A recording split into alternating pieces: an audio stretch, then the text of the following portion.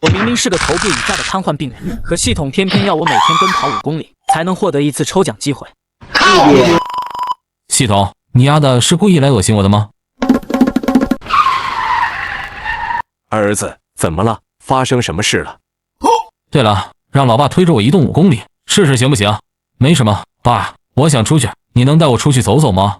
出去没有问题，没有问题，我去找找之前的轮椅。爸，这几年辛苦你了。不辛苦，只要你能好起来，爸一点也不辛苦。检测到宿主已经开始移动，请宿主坚持完成5公里，当前移动距离100米。果然可行。儿子，怎么了？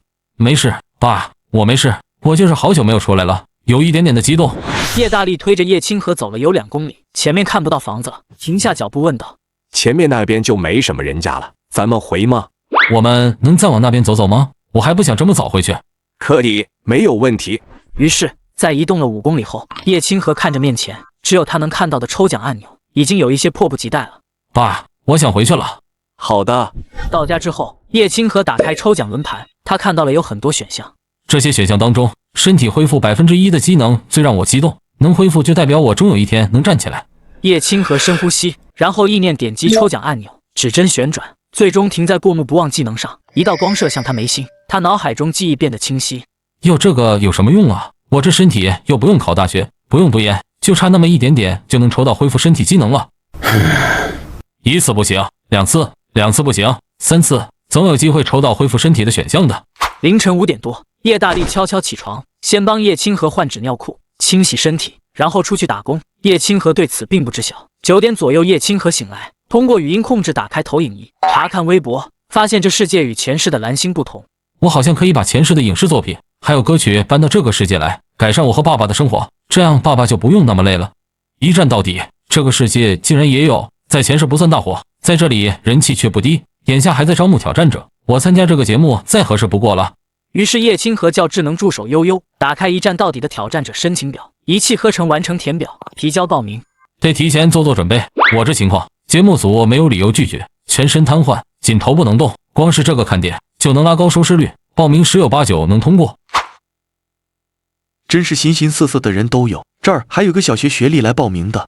哎，你们快过来看看我这份，这个才有意思。闻言，10几名审核员立刻围了上来，凑在一起查看资料。全身瘫痪，除了脑袋，身体其他部位都不能动。这样的人也想来参加节目？难不成比赛的时候还得躺在床上，那还叫一战到底吗？说起来，他要怎么按抢答器啊？众人议论纷纷，吐槽过后，纷纷意识到这是绝佳的节目爆点。这人太特殊了，必须立刻上报导演。这种选手可遇不可求，若是真有真才实学，绝对能让节目创下高光时刻。审核员当即拿起电话联系节目组导演。与此同时，叶清河用3倍速回看往期节目，摸清题型后，便开始浏览网上的题库。你怎么突然看这些东西？我看了一战到底，觉得挺有意思，就报名参加了。万一选上了，总得提前了解一下。一战到底，那是什么节目？叶清河跟叶大力简单的讲解了一下。这不是胡闹吗？去外地录节目要耗上好几天，我还没法接单赚钱。再说节目组怎么可能选他？多半是白费功夫。那你慢慢看。对了，这节目赢了有奖金吗？还是只发奖品？没有现金奖励，一般是奖品、旅行福利或者物品使用权，还有荣誉头衔。那这节目也太抠门了，连奖金都没有。也不是完全没有，连续首类3期能拿到智库20万年薪，首类6期年薪就能涨到40万。哦，我去做饭了。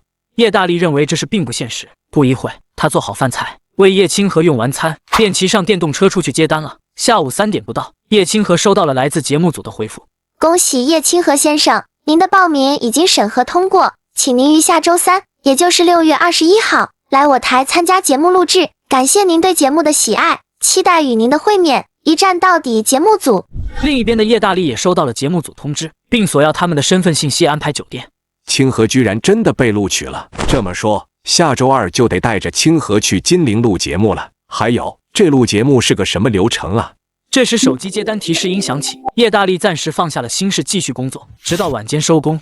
组长，下周我要请3天假。怎么又带清河去看专家？阿力啊，我跟你说，那些人大多……组长，这次不是看病，清河报名了一站到底。节目组下午打来电话，说报名通过了，让下周3去录制。我得带着清河去金陵一趟。真的假的？不是骗子吧？清河要去参加节目，可他这个情况怎么上场啊？放心，我网上核实过了，是真的。他虽然行动不便，但以前读书底子不差，就当出去散散心了，总比天天躺着闷得慌好。说的也是，祝你们一战到底。马到功臣，听说手内3期有20万年薪，希望清河能拿到。20万，真有这事，那可就能摆脱苦日子了。千真万确，我常看这节目，真有人拿到过。众人的话语让叶大力心里也生出几分期待。今晚还想出去转转吗？想，我打算以后每天都出去走走，每天5公里能抽1次奖，说不定就能抽到恢复身体的机会。整日动弹不得，实在煎熬，连挠痒都做不到，太难受了。二人刚吃完饭，一声雷声响起，接着瓢泼大雨倾盆而下。叶大力几次走到窗边查看后，有一些遗憾地对叶清河道：“雨太大了，今天怕是出不去了，出去容易着凉。再等等看吧，但愿雨能早点停。”这雨看着猛，应该下不久，停了咱们就出门。1小时过去了，大雨丝毫没有减弱，这积水越来越深了，我出去看看，怕是下水道堵了。你乖乖待在家里。好。叶大力披上雨衣出门了。屋内，叶清河听着雨声，满心不甘。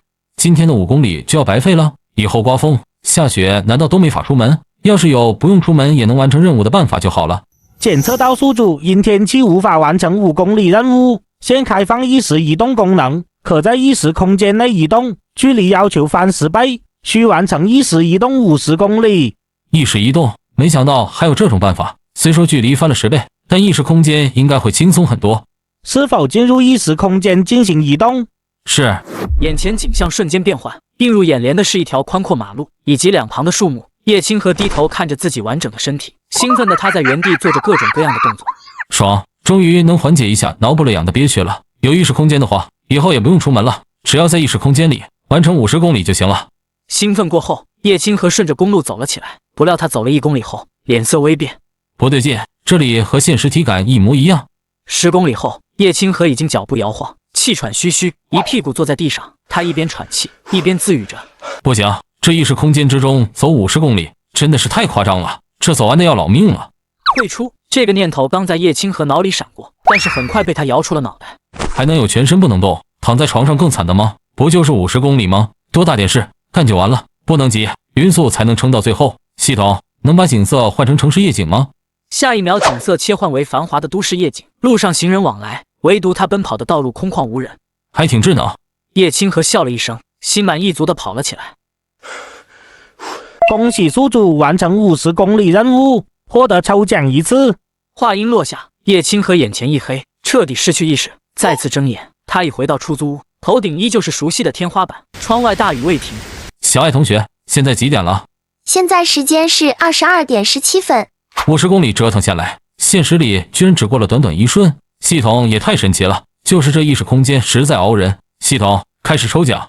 叶清河发现本轮身体恢复类的选项占比更多，不过他并不在意。抽奖轮盘飞速转动，最终停在恢复右手食指机能上。我耶！屋外正在疏通下水道的叶大力听见喊声，动作一顿，雨声嘈杂，再细听却没了动静，他心中不安，当即转身往屋里走。叶大力快步推门进屋，见叶清河满面泪水，笑得开怀，连忙半跪到床边。清河，出什么事了？爸，我的右手食指能动了。真的？快动一下我看看，快啊！亲眼见到食指小幅活动，叶大力瞬间红了眼眶，像孩子般失声痛哭。3年来四处求医，散尽家财，如今终于看到转机，积压的情绪尽数爆发。爸，这3年你辛苦了。不辛苦，只要你能好，我做什么都愿意。走，咱们现在就去医院，让大夫检查看看，一定能找到治疗的办法。爸，之前查不出病因，现在身体有好转，肯定能查出问题了。现在就走。爸，你先冷静一下。啊，怎么了？现在天色太晚，医生早就下班了，外面还下着大雨，根本没法出门。而且之前大大小小的检查都做遍了，他们一直查不出缘由，现在去了也是白费功夫。既然身体在好转，慢慢来就好。话是这么说，但还是得去医院看看，说不定是之前的治疗起作用了，专家们肯定有办法。说完，叶大力翻出专家的联系方式，立刻拨通电话，兴奋地讲述儿子手指恢复的情况。叶清河看着他的模样，心知去医院这件事终究拦不住，挂断电话。叶大力见叶清河沉默，以为他在担心费用问题。钱的事你别发愁，这几个月我攒下了一些，实在不够，我晚上再去兼职代驾，我身子还硬朗着呢。叶清河看着父亲操劳憔悴的模样，心里又酸又涩。我一定要拿下一战到底的高额年薪，尽快赚到钱，减轻老爸的重担。次日清晨，大雨早已停歇。叶大力带叶清河到301医院，专家先让叶清河活动食指，确认恢复属实后，安排了全套检查。这绝对是好转的好迹象，部分检查结果今天出不来，需要耐心等待。你仔细回想一下，这段时间饮食、康复训练有没有特殊之处？找到诱因，对研究病情很有帮助。另外，我之前提过的合作方案依然有效，如果你们愿意配合病情研究、相关检查、治疗费用可以大幅减免，我们还会额外补贴费用。谢谢您的好意，这个我们就不考虑了。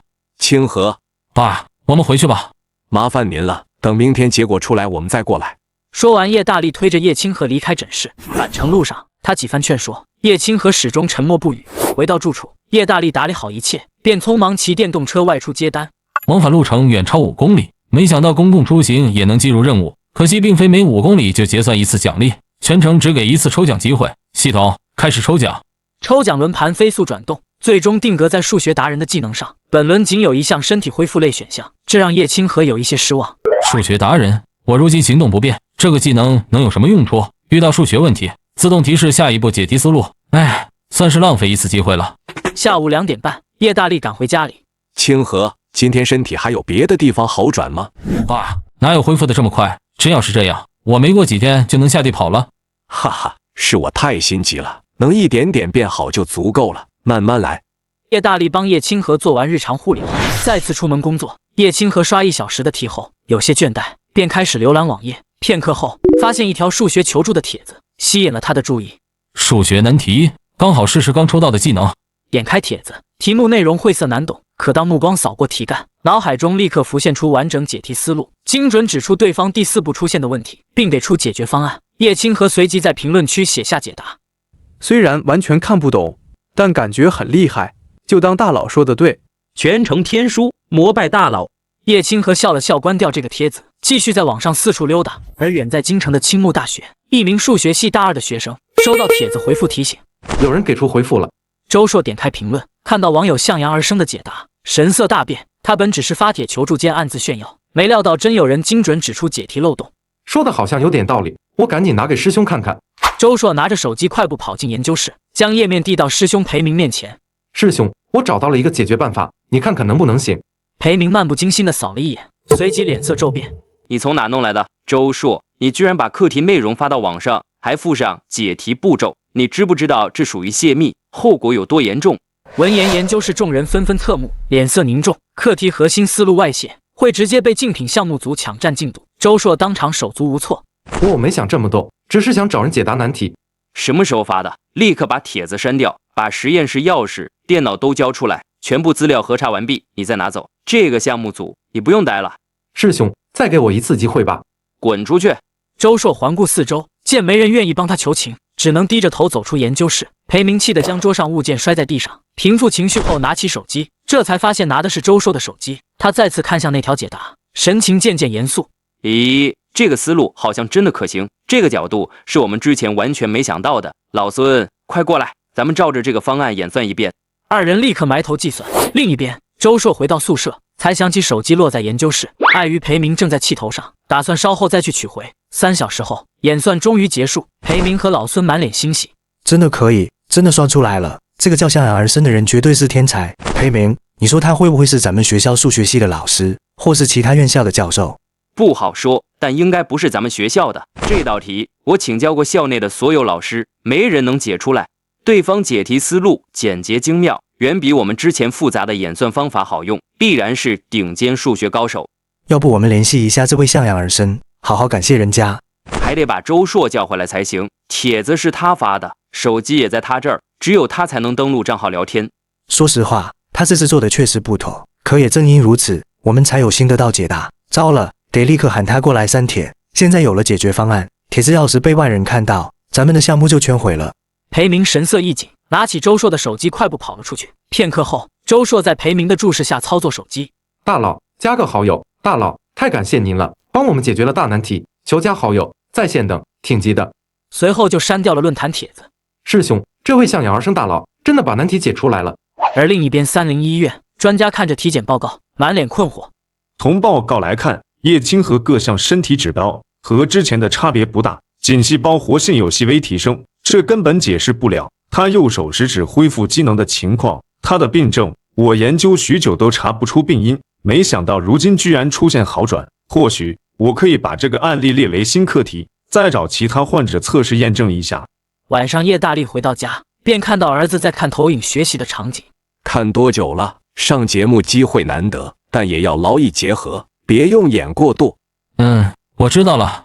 今天不下雨了，吃完饭还出门锻炼吗？不去了，上午已经出去过了。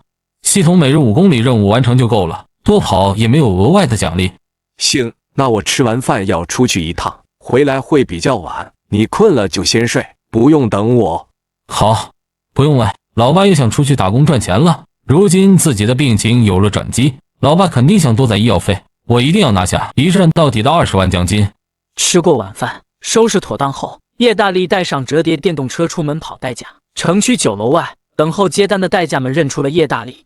大力，你不是早就不做代驾了吗？怎么又回来了？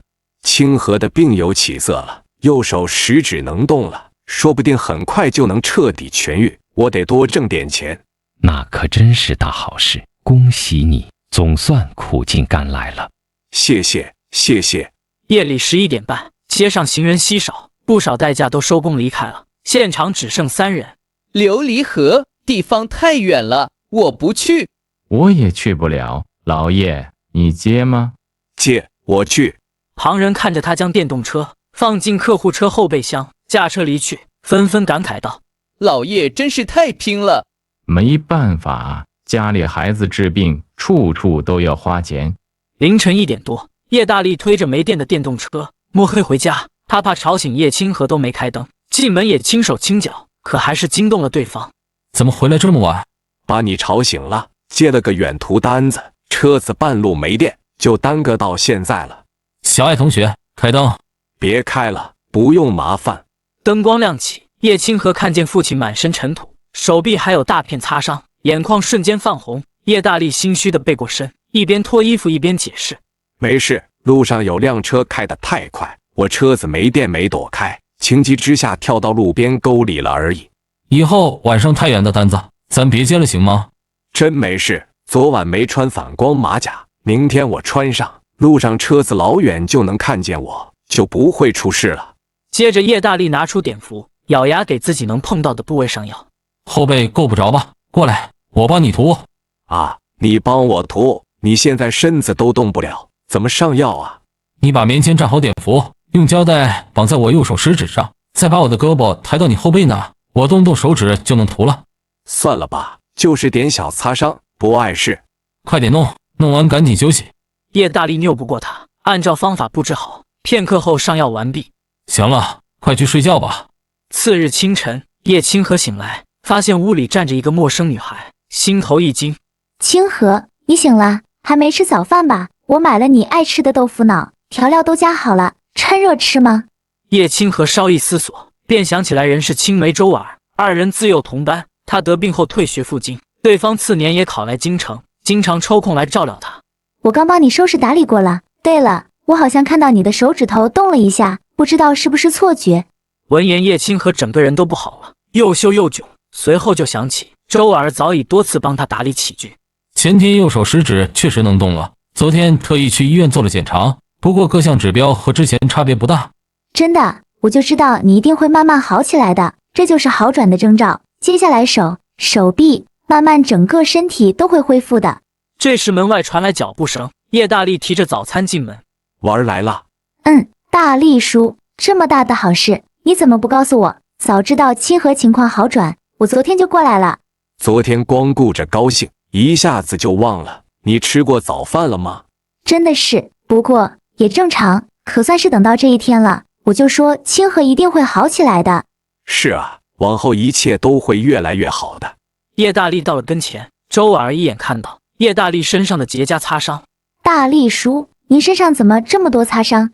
昨晚跑代驾回来，不小心摔进沟里了，就是点皮外伤，不打紧。对了，我后背的伤还是清河帮我涂的碘伏呢。清河涂的，他这情况要怎么上药？叶清河躺在床上，看着两人聊着。前身卧病多年，周婉儿还时常过来照料打理，着实很幸福。哎呀，光顾着聊天，都忘了喂你吃饭了。周婉儿舀起一勺豆腐脑，递到叶清河嘴边，尝尝，味道怎么样？好吃。对了，你还记得赵明宇吗？他们一家人来京城发展了。前2天他还去学校找我，张口就说要在这里大展拳脚，我真是服了，这人也太不自量力了。提及赵明宇，沙发上的叶大力脸色骤然沉了下来。周婉儿并未察觉，当年要不是你生病，叶叔被迫卖掉公司，他们哪有如今的光景？从前一直被压着抬不起头，现在倒好，跑到京城来折腾，我看用不了多久就得赔得精光，灰溜溜回老家。他还打听你的情况，我半个字都没跟他说。我记得你以前还揍过他吧？依我看，还是揍得太轻了。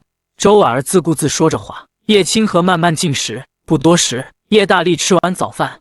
婉儿，你陪着清河，我先去上班了。中午我买点菜回来，咱们好好吃顿午饭。好嘞，大力叔，路上小心。叶大力离开片刻后，叶清河也吃饱了。周婉儿收拾好餐具，上手为他按摩。婉儿，我都成这样了，你其实……叶清河又要说你之前的那一套，想让我以后别来了是吧？我告诉你，叶清河，我过来，一是心疼你啊，也是心疼叶叔日夜操劳。你要是真争气，就赶紧把身体养好。现在你的食指已经能动了，说明身体有恢复的希望。最难熬的3年都熬过来了，眼下已经看到曙光，千万不能放弃，听懂没？得，要是能劝得动，这个青梅早就不来了。就这样吧，如今自己确有康复机会，等日后好转，再好好报答他便是。我们出去转转吧，我想出去。话音刚落，他便有些后悔自己体重不轻，周婉儿一个姑娘怕是搬不动。对，就应该多出去，多见见人，多呼吸呼吸新鲜空气。我老早就说让你出去，你不出去，现在能想明白，太好了。说完，周婉儿直接俯身将叶清河公主抱起来。哦，这姑娘这么大力气吗？看不出来啊。叶清河侧过头看了一下周婉儿，这回凑得近，看清了对方的眉眼，他的心跳不由得加快些。干嘛？没什么。随后周婉儿推着叶清河出门，沿路和邻居熟人打招呼。他一路带着叶清河尝小吃，看热闹，像好友逛街般自在。不知不觉走完5公里之后回到家，周婉儿将叶清河安置在床上，便去清洗新衣了。叶清河看着抽奖转盘，暗自祈祷能抽中身体恢复的奖励。系统抽奖，转盘飞速转动，最终停在英语精通上，就差一点点，只差一点就能抽到身体机能恢复1%了。片刻后，周婉儿洗完衣服坐在沙发上，看了一会儿手机，就直接按了某个人的电话，语气满是不满。你这翻译根本不行啊，好多专业词汇都没译出来，通篇语句也不通顺，尾款我肯定不能结给你。别光说自己辛苦，我要的是合格成果。事前我特意强调这是专业文献，必须吃透术语。你当初拍胸脯保证没问题，现在就拿出这种东西，想都别想，尾款1分没有。说实话，我都觉得之前预付的钱花亏了。行啊，你还想找人过来，我周婉儿可不怕你。周婉儿气呼呼挂了电话，有些生气地坐在沙发上，一言不发。怎么了？你不知道，我找了一个翻译，让他帮我翻译英文专业文献，他答应我，答应的好好的，可结果给我的这个东西根本狗屁不通。周婉儿絮絮叨叨抱怨了5分钟后，还一点没有停下的意思。叶清河只能打断他，不就是翻译一个文章吗？能有多难？我来帮你翻译。其实周婉儿心里并不相信，却也不好直接拒绝。行啊。周婉儿将文献导入他的电脑，投影到天花板上，给他看看也行，等会他说不会，我再安慰安慰。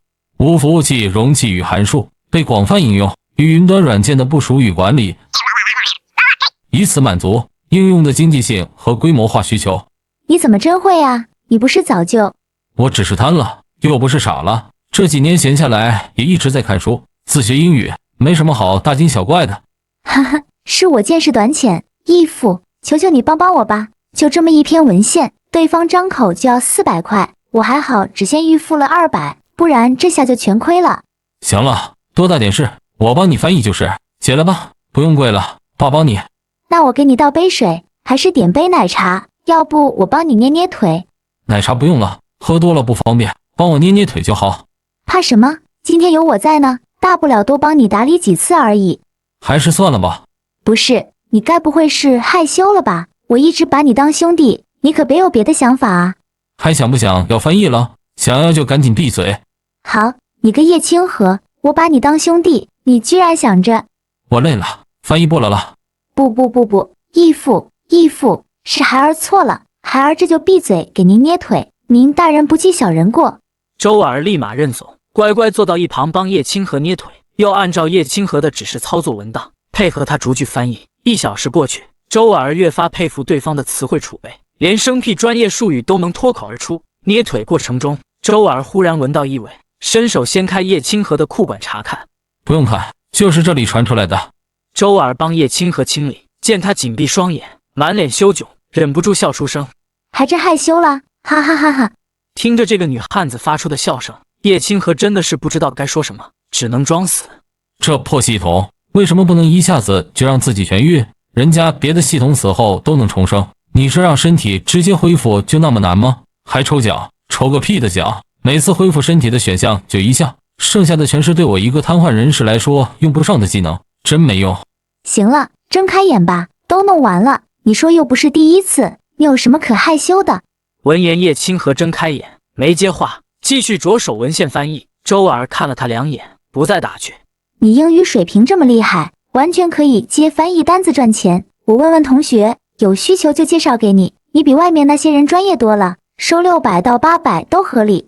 可以啊，不过语音输入法容易出错，得有人帮忙校对修改。这简单，到时候我来搭把手就行。周日周儿有事没来，叶清河反倒松了口气。叶大力为攒钱更加拼命，每日早出晚归。当天没能推着他出门完成5公里步行任务，异时空间内，叶清河咬牙跑完50公里，累得直接躺倒在地。回归现实，系统抽奖，这一次抽奖转盘中，身体恢复选项多了不少啊。指针快速旋转，最终停在气质病弱西子。拥有此气质的人，会让人莫名的心生怜惜，忍不住去呵护。又劳你为我费心了，若我能康健些，便好了。系统，你给出来！你要不好好看看我，我是个男人，是个阳刚之气十足的男人，你给我这样的气质，合适吗？合适吗？叶清河，年龄19岁，身体状态进步以上，右手食指健康，技能过目不忘，数学达人，英语精通，其次病弱西子。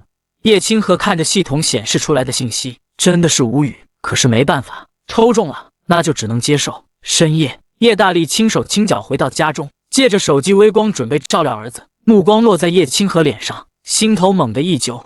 可怜的清河，是爸爸没有用啊！要是爸爸足够有钱，或许早就可以让你痊愈，早就让你恢复健康，去学校，去谈恋爱，去追女孩，去肆意的挥洒汗水。叶清河睡得浅，察觉到动静和目光，缓缓睁眼。爸，你回来了，怎么了？叶大力慌忙别过头擦掉眼泪，转过头，扯起一丝微笑。没事，就是心里有点难受，怪爸没本事。别这么说，我从来没怪过你。他一笑，病弱西子的气质尽显。叶大力见状更是眼眶发红，哽咽难言。清河，叶清河这才反应过来，是新气质在作祟，连忙扭过头避开视线。干，这玩意儿威力这么强吗？这样做确实有一些效果。叶大力情绪迅速稳定下来。今天这是怎么了？怎么这么容易落泪？次日清晨，叶大力收拾好沙发，再看向叶清河，心里又是一阵酸楚。他不再多想，匆匆出门买早点。上午11点40，手机响起，是周儿的来电。清河，醒着不？我在学校给你接了个翻译活，计算机相关文献，酬劳500块，明天就要。我下午下课过去找你。没问题。中午叶大力回家未返，终于察觉到异样了。奇怪，只要我看到清河的脸，就忍不住心生疼惜，见不到人就一切正常。以前为什么就没有？现在又是为什么有了这样的感觉呢？爸，晚上你不用急着回来，晚上下课会过来。周一他不是要上课吗？怎么特意过来？之前我帮他翻译了文献，他就在学校帮我接了翻译单子，一篇能挣500。你帮大学生翻译文献？我这些年闲着也是闲着，自学了不少东西，英语这块还算拿得出手。好样的，知识真能改变命运。你翻译一篇的收入比我跑1天活还多。叶大力出门后，叶清河当即进入意识空间。等跑完50公里后，叶清河瘫倒在地。早知道就等婉儿过来，让他推着我完成5公里任务了，何苦在这硬扛？叶清河看着本次抽奖结果，无奈摇头。口技，这技能对我现在来说根本没用，50公里算是白跑了。明明有不少身体恢复选项，偏偏抽中最鸡肋的一个。下午4点50，周婉儿把吃食放在桌上，瘫坐到沙发上摇着蒲扇。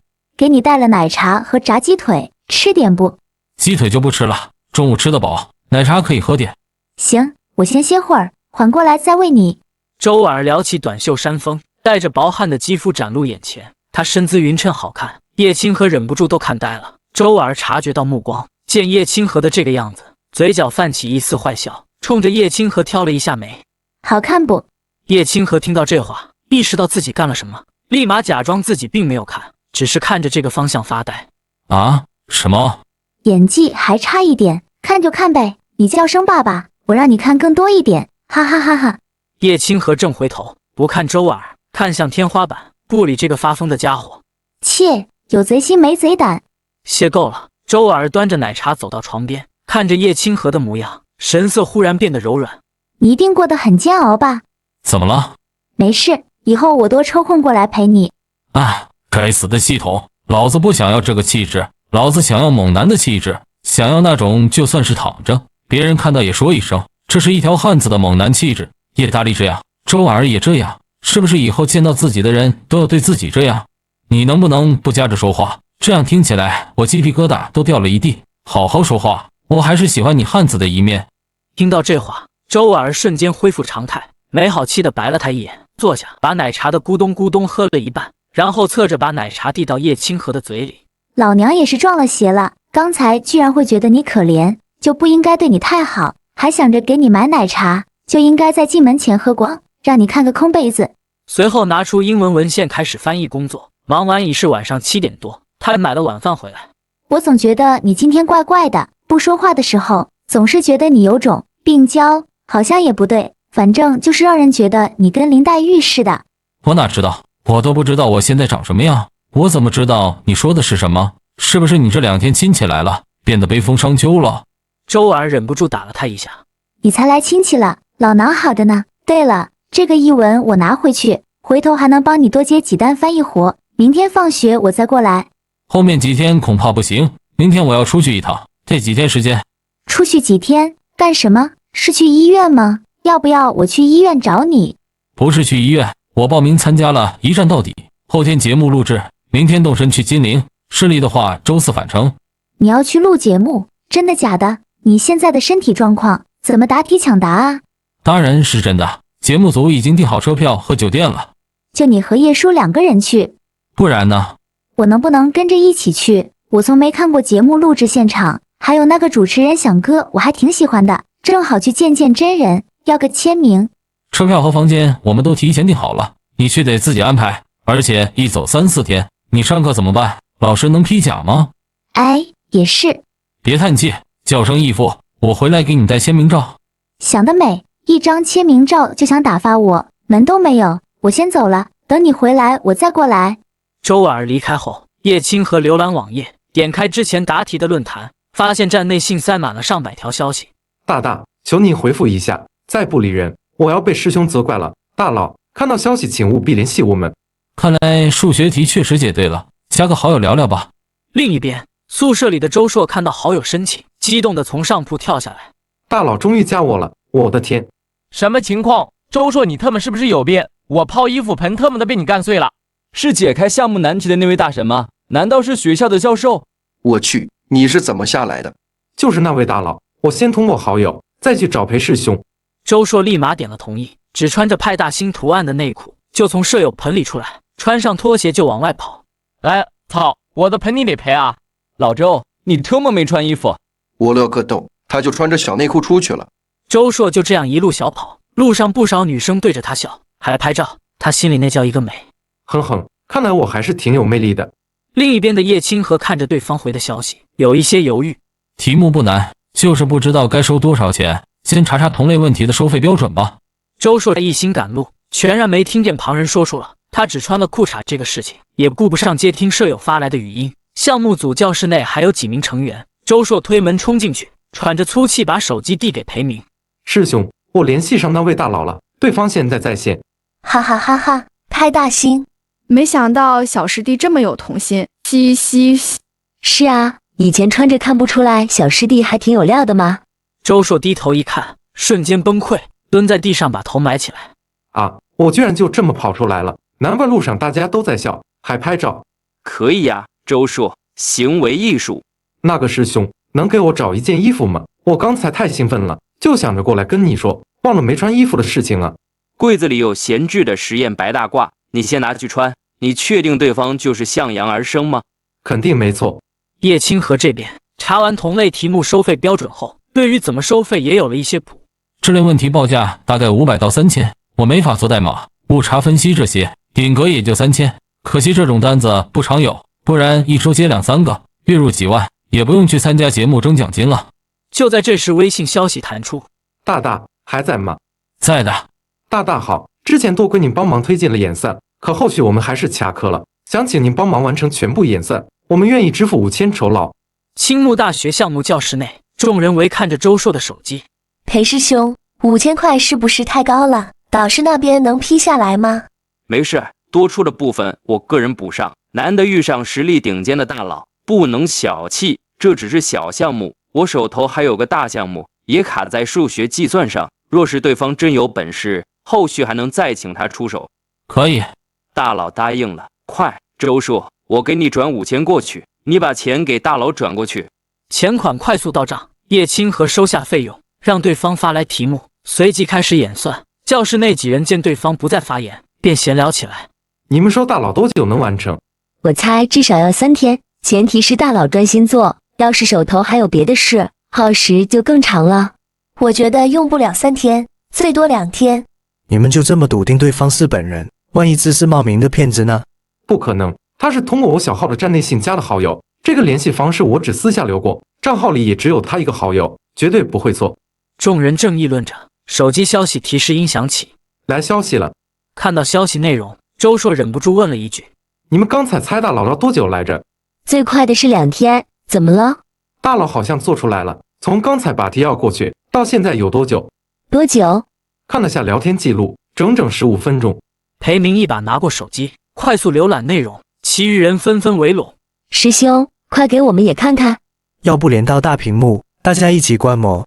于是将解题过程投屏展示，众人看着连贯又新颖的演算思路，久久沉默。思路和之前的步骤一脉相承，解法精简独到，部分内容我暂时没吃透，但整体看着没问题。现在就全面核验，还是放到明天？当然是现在了。看到这个解题过程，还有谁能回去睡得着？干吧，大不了就是干个通宵嘛，又不是没干过。没错，能见识这种解题方式，比什么都过瘾，抓紧开工。是啊，来吧，赶紧，争取早点完工，说不定还能回去补个觉。好，开工。叶大力站在院外，脑海里不断回放医院专家的话。叶清河爸爸，叶清河的情况十分特殊，极具研究价值。如果你能说服他参与项目，我们所有检查只收成本，住院免费，每月还发1万津贴。他如今已经出现恢复迹象，如果我们能研究清楚病因，那他完全有机会彻底痊愈。你不为自己想，也得为叶清河想想啊！他才19岁，你忍心看他一辈子卧床吗？清河不愿意，这一点我从以前就知道了。再找他聊一聊。推门进屋，屋内漆黑，叶清河已经熟睡，他轻手轻脚收拾妥当，照料完叶清河，看了他一眼，躺回沙发床上，满心愧疚。次日清晨，清河起来了。检查单和专家的事，先不着急跟清河聊，等从金陵回来以后再说也不迟。让清河先高高兴兴的参加一次节目录制。怎么样？对这次的录制准备好了吗？放心，我目标可是拿下3期首类大奖。好样的，咱们全力以赴。吃过早饭，收拾好后，他们坐车去金陵。下午2点30多分，动车抵达金陵站台，两人一下车，举着接机牌的工作人员快步上前。叶大力先生和叶清河先生是吧？我是节目组派来接你们的，叫我小孙就行。你好，行李我来拿，先送2位去酒店办理入住，之后吃晚饭，晚些带2位去电视台，熟悉演播厅和录制流程。您看安排可以吗？没问题，我们听节目组安排。随后众人出站，上车，把叶清河安置好。小孙发动车子往外驶去。你们之前来过金陵吗？前些年带孩子过来看过病。原来是这样。车辆行驶中，小孙不时悄悄打量叶清河，心底暗自感慨对方身上柔弱的气质。一行人抵达4星合作酒店，小孙直接凭节目组信息办理入住，全程无需缴费。已经办好入住了，要不要先回房休息一会儿？麻烦你先在1楼大厅稍等片刻，我得帮清河做护理和按摩，忙完我们就下楼找你。好的，我在楼下等你们。半小时后，叶大力推着叶清河来到大厅。实在不好意思，因为身体原因耽误不少时间。没关系，我都理解。那咱们先去用餐，之后再去电视台。可以。众人吃过晚餐后，直接来到节目组办公室。制片人赵庆阳听到敲门声，起身迎上前来。欢迎欢迎，一路辛苦了吧？不好意思，我没办法跟你握手。赵庆阳才反应过来，拍了下额头，面露歉意，转而和叶大力握手。跟叶大力握完手，示意几个人往里走。等都坐下后，赵庆阳对叶清河说道：对不起，我没有把这个脑子转过来，不过还是欢迎你来到我们电视台，来到我们节目组，我们早就期待着你过来了。你严重了。不，我后面说的这个话没有冒犯你的意思，但有句话我直说了，还望你不要介意。以你的身体状况登上综艺舞台，会是本期节目最大的亮点。后台数据显示，大量观众都对你充满好奇，你也是我们这期节目的收视保障。我明白，我本身也很喜欢一战到底，能来参加节目，我也感到很荣幸。好，接下来我们想先简单测试一下你的知识储备，方便我们做安排。没问题。众人来到演播厅，叶清河被推到选手站位处，等待答题测试。清河，你擅长哪一方面？基本上都很擅长，不管是历史还是人文，或者说是自然，我都有所涉及。赵庆阳闻言暗自觉得有些夸大。叶清河见状补充解释：主要是我的时间多，又看不了别的，所以每天只能去看各种各样的东西，这就导致我学的东西比较杂，记的东西也比较多。看叶清河这体弱的模样，让赵庆阳心生愧疚。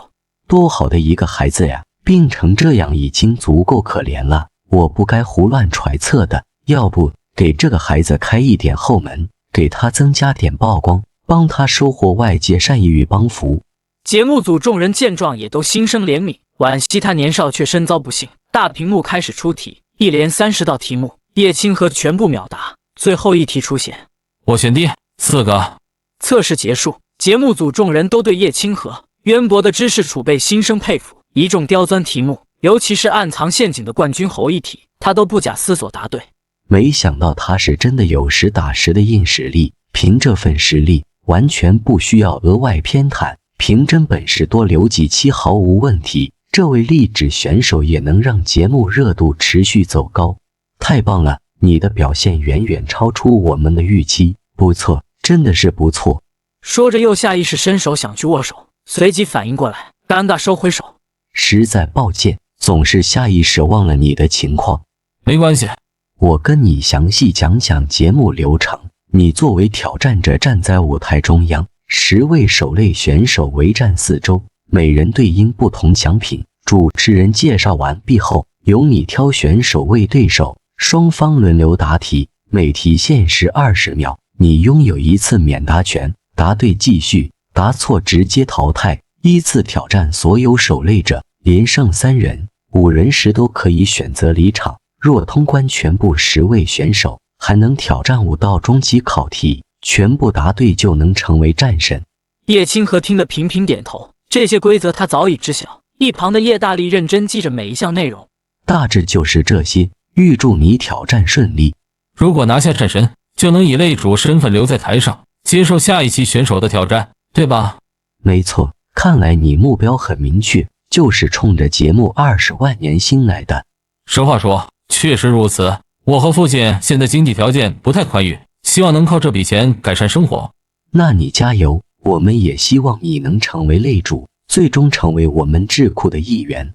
次日上午10点，节目正式开启直播，各个选手都有跟着的直播人员。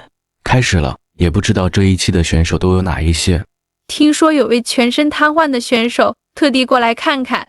不会是炒作吧？真这样还有精力参加答题节目？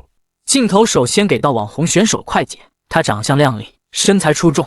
我家快姐就算不穿健身服，颜值和气质依旧能打，美貌与智慧并存，加油拿下全场。这身材有太亮眼了，对手怕是都没法专心答题了。网红选手快姐一边向现场观众挥手，一边走向演播厅，希望大家多多支持我。镜头依次切换，普通选手亮相，直播间热度平平。第3位登场的是网络作者朱 MM， 留着齐刘海，眼睛大大的，笑得很开朗。大家好，我是朱 MM， 是一个网络作者，很高兴来参加这次的节目录制。你作者都这么美吗？爱了爱了！快去码字更新啊！居然跑来参加节目，小心刀片走起。10位首类选手悉数登场，镜头随后切到休息室里的叶清河，他坐在轮椅上，妆容精致，发型利落。这就是那位瘫痪选手吗？天哪，看得让人好心疼。长得这么帅气，太可惜了，莫名想多照顾他一些。导播室内，赵庆阳看着飙升的在线人数和弹幕，十分欣喜，拿起着对讲机说：多给叶清河镜头，重点拍脸部特写，把他的状态完整展现出来。上午10点半，节目正式录制，选手、观众全部就位。叶清河作为本轮挑战者，暂时在后台等候。主持人李想和小敏笑着走上舞台。现场以及屏幕前的观众朋友们，大家晚上好，欢迎收看由荣耀手机独家冠名一站到底，我是李想。大家好，我是小敏。这里是热血答题战场，1位挑战者，10位守擂者，今晚谁能登顶战神之位，成为新晋擂主？究竟谁能一战到底？答案马上揭晓，掌声有请今天的挑战者。音乐响起，灯光汇聚到入场口，叶大力推着盖着蓝色毯子的叶清河，缓缓行至舞台中央。今天这位挑战者十分特别，堪称节目开播以来最与众不同的一位选手。清河，我可以这样称呼你吗？当然可以。能跟大家介绍一下自己吗？大家好，我是叶清河，今年19岁，3年前突然患病，肢体不受控制，现在脖子以下的部位已经全部失去知觉。才19岁啊，太让人心疼了。换做旁人早就垮了，他还能坦然站上舞台，真的很勇敢。好样的，叶清河，你是最棒的。课堂上，周婉儿戴着耳机偷看直播，也在弹幕留言：清河，你真棒。导播室内，赵庆阳看着在线人数不断的上涨，嘴角都要咧到后脑勺去了。把当初递交叶清河资料的审核员奖励1000块，多多发掘这样的选手，节目才能出彩。纵使全身瘫痪，困于方寸病榻，清河却从未向命运俯首，以不屈不挠的韧劲儿，用笑对坎坷的心态直面磨难，眼中有光，胸中有火，在荆棘丛生的日子里抬头向前，这般向阳而生的姿态，怎不叫人敬佩？是啊，起初得知有瘫痪选手参赛，我心里满是诧异，如今亲眼见到，才懂这份坚持有多难得。让我们把最热烈的掌声送给叶清河。在场众人纷纷起身鼓掌，叶大力看着身旁的儿子，眼眶泛红，泪流不止。同样也要把掌声送给叶大力先生，这3年他变卖资产，四处求医，始终不离不弃，是清河最坚实的依靠。叶大力闻言一怔，连忙双手合十，躬身致谢。掌声持续许久，现场才慢慢安静下来。清河，在我心里，从你站上舞台的这一刻起，就已经是当之无愧的战神。不过节目流程还要继续，请你从10位首类选手中选出第1位对战的对手，一旦落败，对方就会成为新挑战者。话落，叶清河目光扫过全场选手，众人都笑着向他挥手示意。我选7号选手吧，7是我的幸运数字。好，有请7号选手上场对决，双方轮流答题，每题限时20秒，答错或超时直接淘汰。清河作为挑战者，拥有1次免答权，可以将题目转给对手作答。2位，答题开始，世界上面积最大的内陆国家是哪个国家？哈萨克斯坦。诗句“人生自古谁无死，留取丹心照汗青”的作者是谁？文天祥。物理学中，力的单位是以哪位科学家的名字命名的？牛顿。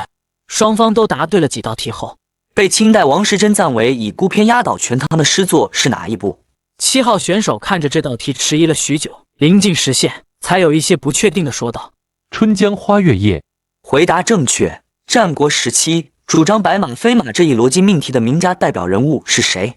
公孙龙。回答正确。叶清河全程秒答，这让很多人都有些意外。原本以为只是节目噱头，没想到真才实学过硬。现在真的觉得天妒英才，如果他是在上学，一定是青木或者京大这样的顶尖学府吧。可惜了，就算不去上学，做个演员，做个偶像，也早就成名了吧。汉代文学家杨雄模仿《论语》所做的哲学著作，其名称是什么？这个题一出，7号守擂者脸色就有些变了，因为这道题真的到了他的知识盲点了，他一点头绪都没有。还有最后5秒，5、4、3、2、1，时间到！恭喜叶清河，首轮挑战成功。太强了，这实力冲击战神很有希望啊！别人是战神，他可是名副其实的做神啦。清河，请选择下一位对手。一连胜了5位选手后，清河，你现在有权利可以选择见好就收，可以现在就拿着获得的奖品离开，或者是继续挑战下去。你的选择是？我选择继续。好，那接下来你要挑战的选手是？我选择3号。一轮轮对决接连展开，网红、作家、名校大学生等首类选手接连落败。太强了，真的太强了！我觉得以他现在的这个姿态，战神已经不可能了。他这是剑指3期擂主，想要拿下20万年薪啊！不会是节目组提前漏题，故意炒作的吧？你说的这个也有可能，但是如果节目组要造假，没必要找这么一个特殊的人。是不是真的有这么一个人？一查就知道了。这个造假被识破的概率太高了。别乱猜，我是金陵医院的工作人员，能证实叶清河的情况完全属实。各路知情网友出面佐证，质疑声渐渐平息。此时叶清河成功闯过全部10名首类选手，站上冲击战神的最终答题位，接着随机抽出5道题。这5道题我看了一下，确实有点难。如果不是我知道这些题是随机抽取的，我真的会怀疑节目组是不想让清河赢。确实，这5道题真的有些难，清河你得有个心理准备。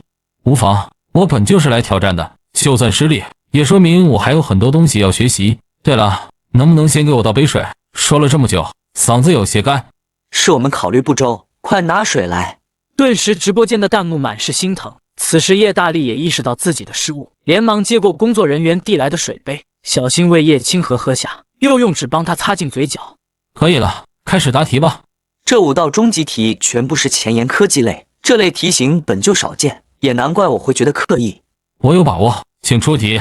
请听第1题：嫦娥5号执行月壤采样任务时，为防止采样器沾连月尘，采样机械臂表面采用了哪种航天特殊防护涂层？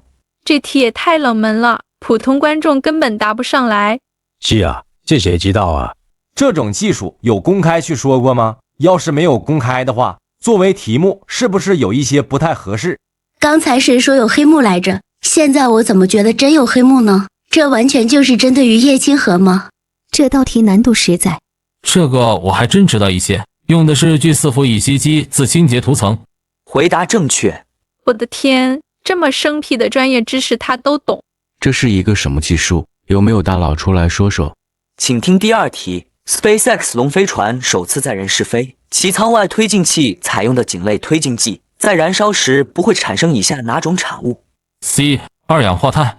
请听第3题。奋斗者号深潜至马里亚纳海沟，声学测速定位系统匹配了1万米深海哪类介质的声传播特性？海水与海底沉积物的界面介质。请听第4题。诺贝尔化学奖相关的 CRISPR-Cas9 技术中，Cas9 蛋白识别并切割 DNA 的精准性依赖于向导 RNA 与把 DNA 之间的哪种分子作用机制？碱基互补配对与氢键特异性结合。请听第5题。我国6G 试验卫星搭载的太赫兹通信载荷对比5G 毫米波，核心性能提升是什么？单链路超大带宽与超低传输时延。这也太强了吧，这都知道。这些全是冷门前沿知识，普通人根本接触不到。答题全程秒答，也太离谱了，真不是提前漏题了。越看越像安排好的多，哪有人知识面编得这么集中？让我们恭喜叶清河成功通关终极考题，成为本期新晋战神，拿下全部奖品与终极大奖。恭喜叶清河！后台导播室里，赵庆阳长舒一口气，悬着的心彻底放下。方才看到题目时，他心惊不已，生怕叶清河止步于此。如今结果圆满，恭喜叶清河，恭喜他成为我们新一期的战神。现场观众和10位淘汰选手一同起身鼓掌，掌声经久不息。清河，现在你拥有挑战上期类主的资格，若你战胜对方，累计守住3次类位，就能获得节目组智库研究员岗位，年薪20万。现在，请说出你的选择。我选择挑战，我来这里的目标就是他。好，有请你连续守类2轮的类主孟星宇。孟星宇起身挥手致意，气场十足。孟星宇只差最后1轮守类，就能拿下高薪岗位，而新晋战神叶清河势头正盛，究竟谁能笑到最后？精彩对决，广告之后继续。话落节目暂时中断录制，现场人员短暂休整，但直播间依旧实时直播画面。怎么样，清河，累了吧？不累，你们累是你们身体有知觉，我现在什么也感觉不到，根本不会有累的感觉，顶多就是时间长了，精神不好犯困。你心态真的特别好，换做旁人很难做到这般豁达。日子总要往前看，多想无益。实话跟你说，我们这次是2期连录，如果你接下来挑战成功，还要连续录制很久，你的身体能坚持吗？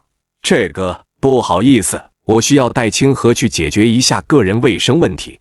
是我们考虑不周，你们先忙，我们稍后去休息室找2位。那一会见。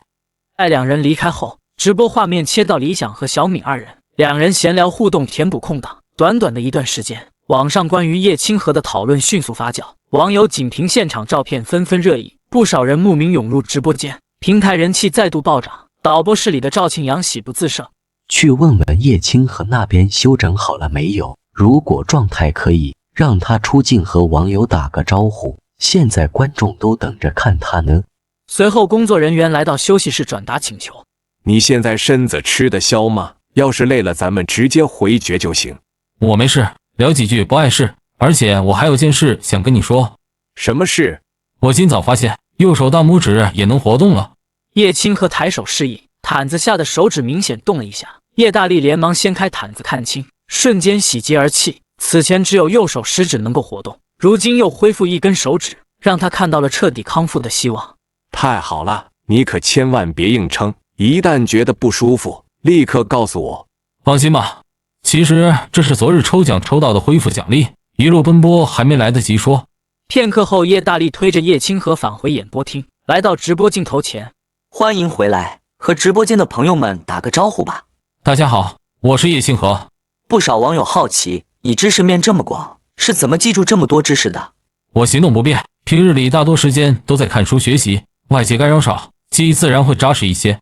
还有网友问到你的身体状况，现在有在接受治疗吗？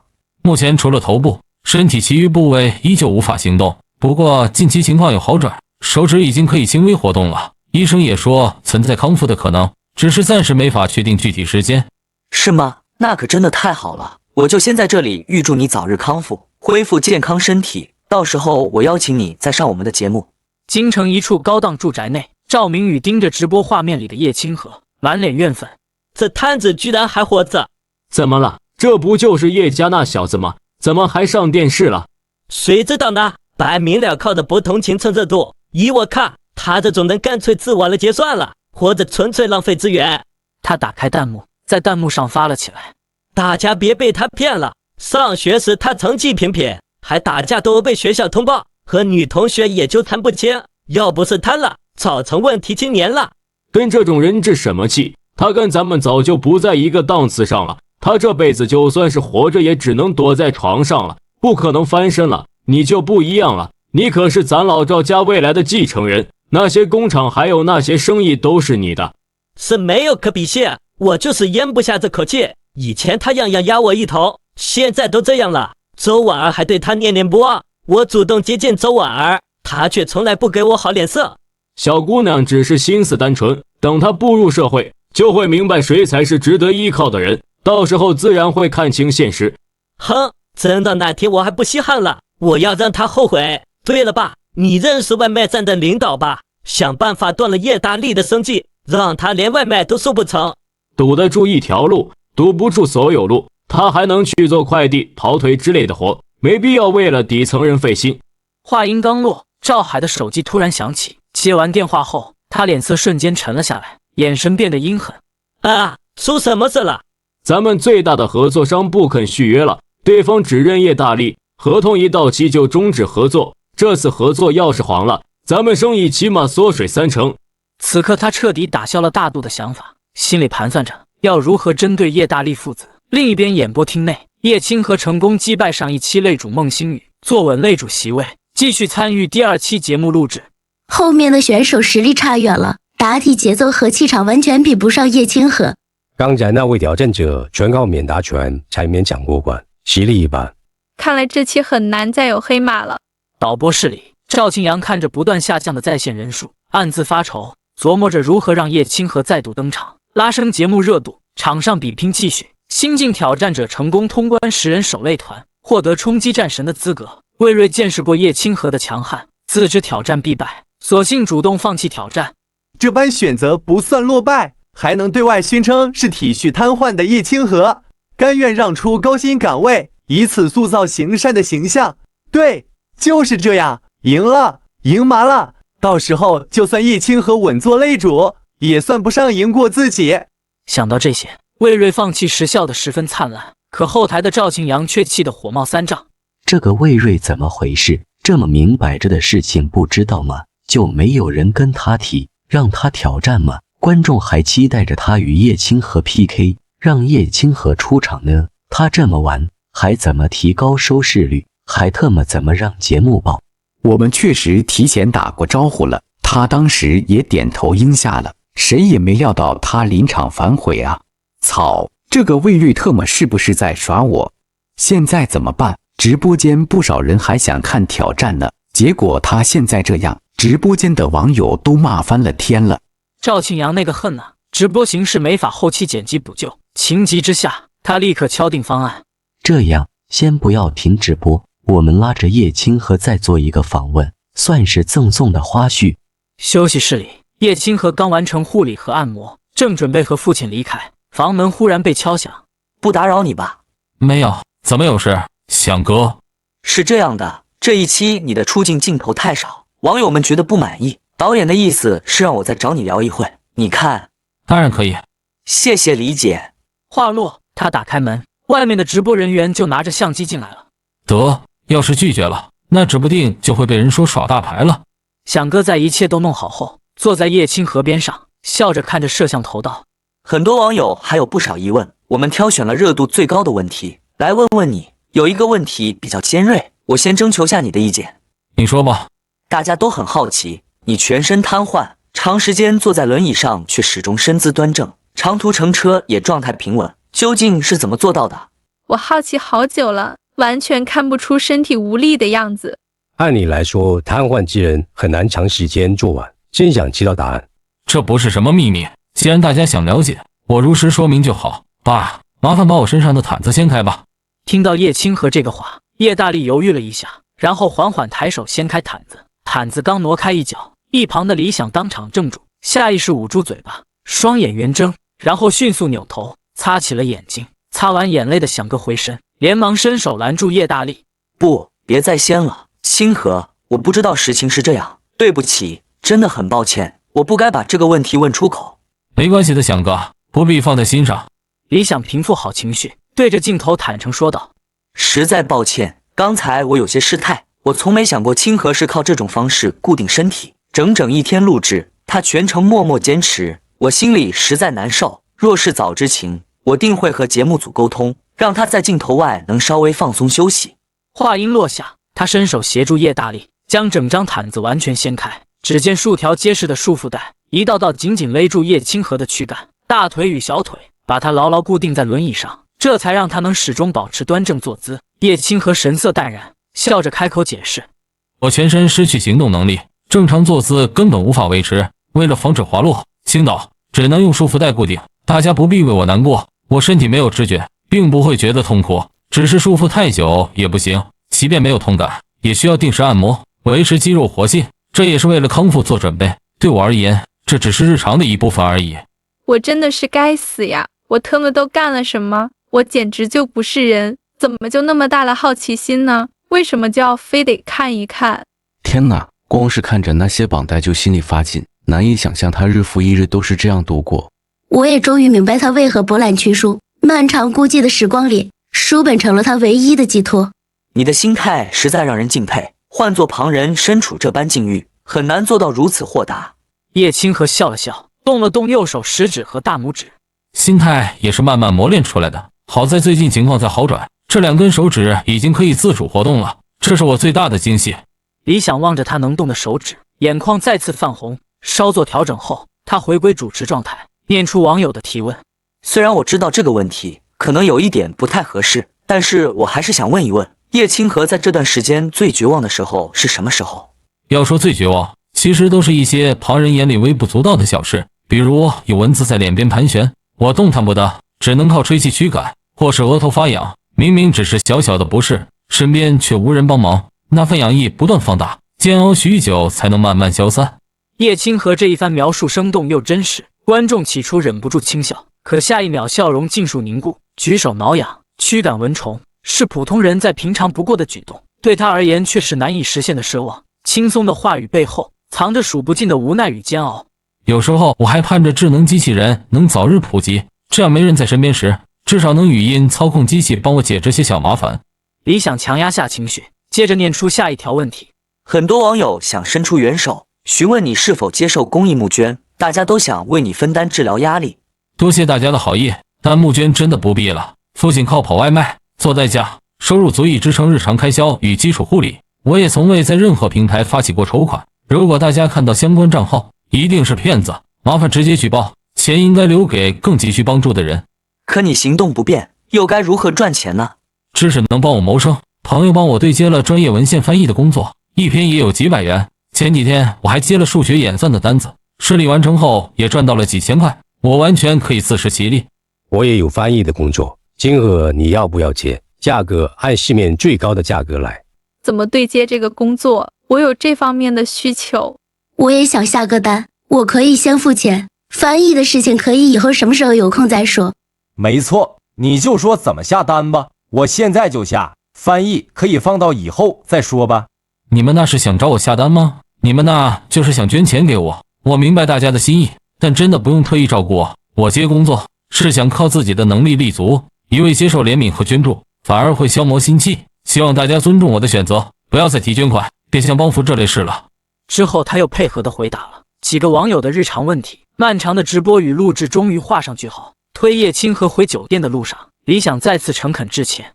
今天接连让你直面隐私，谈及难处，即便你不在意，我心里也十分过意不去，再次跟你说声抱歉。酒店房间内，叶大力帮叶清河做完全身清洁与按摩，一边收拾东西一边开口询问。玩找你帮忙翻译，你莫收钱吧？他的活我肯定分文不取，不过他帮我外接的单子，我都是正常收费的。你卧病这些日子，硬是自学了这么多本事，说到底还是爸没本事，既没能治好你，也没法雇专人全天候照顾你。爸，别再这么说了，这3年你已经做得够好了，何况我的身体一直在好转，说不定用不了多久就能彻底康复，到时候换我挣钱孝敬你。说起这个，我之前拿检查报告时和专家聊过，要不要再回医院系统查查？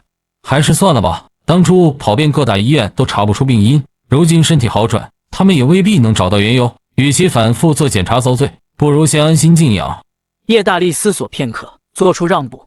你说的确实也有点道理，那这样，那咱们先观察3个月，要是情况没有新进展，就去医院检查。半年吧，半年之内要是没有明显起色，我们再去医院。好，就依你。按摩结束后，叶大力洗漱去了。至于叶清河，则是进入了意识空间，进行今天没有完成的5公里。不是，我今天虽然没有完成5公里，但是最起码也有2公里的一个移动距离吧？这些不算在内的吗？还是50公里，之前长途奔波多出的里程，也不折算奖励，这规则也太死板了。哎，跟这个智障系统真的是招不起这个急啊。好吧。慢悠悠走了一段后，叶清河试着向系统提出新要求。系统能不能改测一下空间？我想增设卧室、客厅、健身区和书房。话音刚落，周遭场景瞬间变换，这让叶清河又惊又喜。先冲进卧室，扑到柔软的床上翻滚嬉戏，又在客厅沙发上放松玩耍，随后逛到健身室和书房。书房里的书籍只显示我读过的内容，倒也合理。以后接数学演算看、文献翻译的活儿，都能在这里提前梳理思路，现实里直接作答就行。之后，叶清河跑完里程就开始抽奖。他这2天发现了一个事情，好像是异时空间完成50公里，那么抽奖的选项当中，恢复身体的选项就会多一些。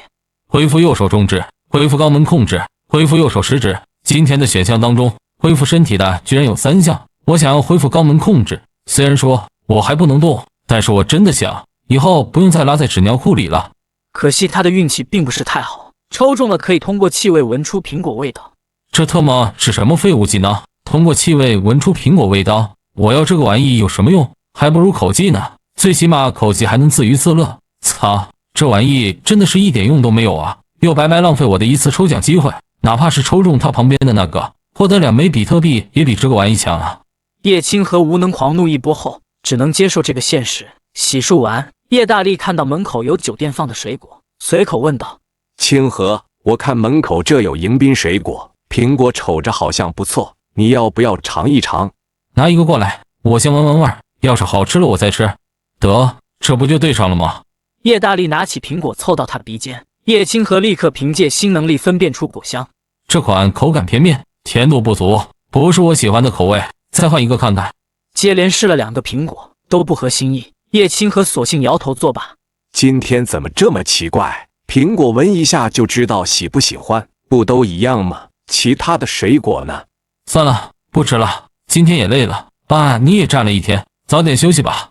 次日全天待在酒店休整，临近发车时间才动身前往高铁站。节目组依旧安排小孙送行，还特意将车票升级为特等座。赵导特意交代，来时招待不周，还望见谅，日后再来录制，我们一定会安排妥当。多谢费心，不必放在心上。在叶清河他们下车的时候，周尔出现在站台。清河，快跟我说，你是不是私下里偷偷进步了？怎么突然这么厉害？我还以为你只是去玩一趟，没有想到直接就拿下了战神还有擂主。周尔快步上前，轻轻抱了抱叶清河，语气带着打趣：看你得意的样子，真拿下擂主就飘啦。那可不，总得有点进步嘛。周尔顺势接过轮椅把手，推着2人走向电梯。你们一路奔波，肯定还没吃饭，我做东就当庆祝你夺冠。不用，高铁站周边消费高，咱们先回住处，在家附近找馆子就行。3人折腾了1个多小时，才回到租住的小院。刚进门，邻居刘姨就迎了上来，满脸焦急：大力，你们可算回来了。房东昨天来过，说这房子不租了，只给你们1晚时间，明天必须腾出来。我们从没拖欠房租，之前相处的也不错，怎么突然要我们搬走？刘姨左右张望一番，压低声音说道：我私下打听了，是有人暗中施压，一边加价怂恿房东赶人，一边还出言威胁。房东实在没办法才应下的，他心里也过意不去，没好意思当面说，只留了字条，还承诺把这个月房租全额退给你们，也算仁至义尽了。众人瞬间明白过来，是有人在背后故意刁难。周尔气得皱起眉头，刘姨不愿牵扯其中，叮嘱几句便匆匆离开。3人走到门前，果然看到房东留下的致歉字条，字句间满是无奈。进屋安顿好叶清河后，周尔提议：明天我向学校请假，陪你们一起找房子搬家，多个人也能快一些。千万别耽误你的学业，你平时已经帮了我们太多，找房子搬家的事，我一个人能应付。明天的课无关紧要，缺1节课不碍事。你们在京城没什么亲友，清河行动不便，大力叔一个人又要收拾又要找房，根本分身乏术，就让我搭把手吧。好吧，真的是太麻烦你了，婉儿。大力叔，您跟我就不用客气了。这样，我现在回去，明天一大早我就过来。周尔摆摆手，谢绝了叶大力的相送，独自离开了小院。叶大力帮叶清河做完清洁，又给他按摩完，跟叶清河说了一声就出去了。屋内只剩叶清河一人，他打开微信，发现外出这2天里，周硕和裴明发来大量留言。我之前出去了，没有在，有什么事情？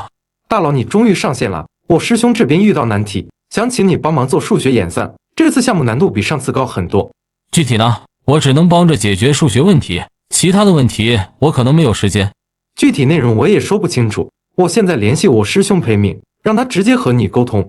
说完，他就立马给裴明打起了电话。彼时裴明还在实验室加班，得知消息后，马上给叶清河发消息：大佬可以电话呀，这个打字有点多，我们打个语音吧。在叶清河表示没有问题后，他立马拨通语音说了起来：向阳而生大佬，是这样的，我们有一个项目，我们是一个景观桥的项目，需要计算桥梁的。工程实操相关我不懂，若只是提炼出纯数学问题，我可以帮忙，其余部分是我无能为力。我们只需要你攻克核心数学计算环节，其余工作不用你操心，我这就把题目整理出来发给你。对了，酬劳方面，您看定多少合适？你觉得多少合适？要不2万？行吧，如果你还有类似的数学问题，或者你身边还有人有，都可以联系我，我看到会回你的。没有问题，不过这次的钱我可能需要跟导师说一声，我现在只能给1半定金给您，等我申请完再把剩下的1万给您打过去。无妨，你慢慢来，我先着手解题。挂断通话后，叶清河心念一动，顺利进入意识空间，走入书房。他对照题目提笔演算，这道题难度高于上一次，他足足用了1个多小时才全部解完。很快，完整的计算过程发送到裴明手中，从出题到收稿，在外人看来仅过去20分钟。天哪，周硕这个家伙到底是碰到了一个什么样的大佬啊？这速度实在太离谱了。相似的难题之前找校内老师求解，对方耗费了数小时才有结果，而这位素未谋面的网友短短20分钟就顺利攻克，实力深不可测啊！不敢耽搁，裴明连夜召集项目组全员，又请来了导师石新良。石新良推门而入，直接开门见山说道：你说你找人把这个数学计算问题给解决了，找的谁？一个网友。胡闹，事关项目数据，你居然随便找网友帮忙。导师您先看看，他之前就帮我们解决过同类计算问题，实力很强。石新良压下火气，低头审阅步骤，神色渐渐凝重。裴明接着把聊天记录递过去，您再看看时间，我把题目发过去，对方只用了20分钟就完成解答。什么？怎么可能？20分钟？这个20分钟怎么可能做出来？你是不是记错了？说完，他拿过手机，他自己也尝试过演算，深知这道题的难度，断然不信有人能在这么短时间内做完。反复核对时间后，事实摆在眼前，他不由得心生好奇。你打听出对方身份了吗？是高校教授，还是数学领域的资深前辈？应该不是。什么叫应该不是？你没有问对方是吧？是，我没问，不过从跟对方通话时听到的声音来看，对方的岁数应该不大，感觉也就在20岁上下。怎么可能？20岁解决这个问题用20分钟？要是真有这样的天才，早就全国知名了。要不我再打电话过去，就说我们有个地方不清楚，您跟对方聊2句。可以。是这样的，我答应对方做出来，给对方2万块。刚才我钱不够，只给了1万，还有1万没有给，是不是？没有问题，我现在转给你。这边叶清河听到提示音，看到对方转了1万过来，有些没有想到。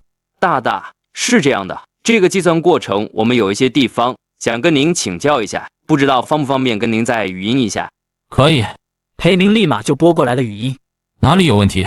裴明的手机开了外放，叶清河清亮年轻的声音传来。石新良心中再无疑问。你好，我是裴明的导师，我叫石新良，很感谢您帮我们解决了这个问题。是这样的，在这个第3步骤这里，我有一些不太明白，这个工具好像并不常见。您好，石教授，是这样的，这里。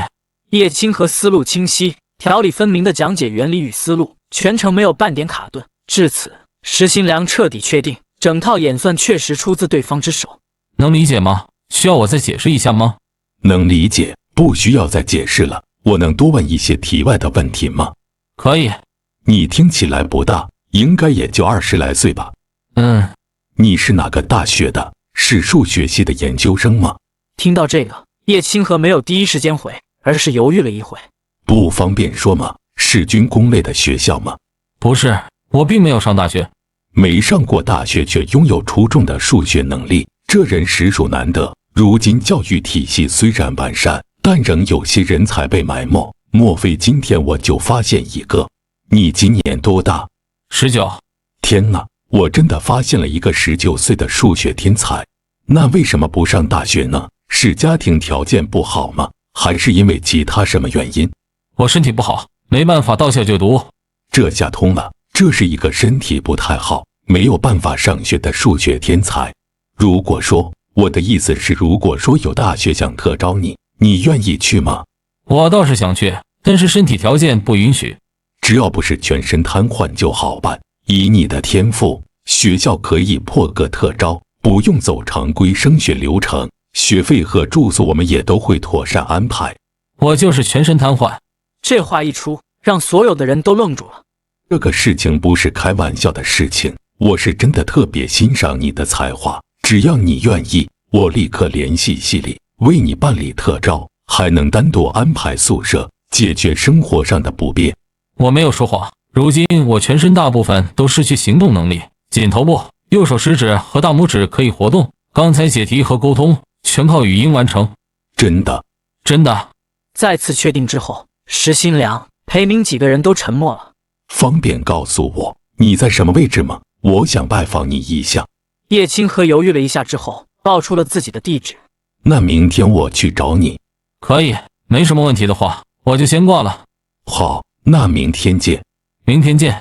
挂了电话之后，叶清河心中生出期许，他从未放弃进入顶尖学府的想法。如今身体在逐步恢复，等日后行动能力好转，青木大学无疑是绝佳的选择。他深知名校不只是一纸文凭，随后便不再多想，开启今日抽奖。轮盘停下，映入眼帘的奖品让他又惊又喜。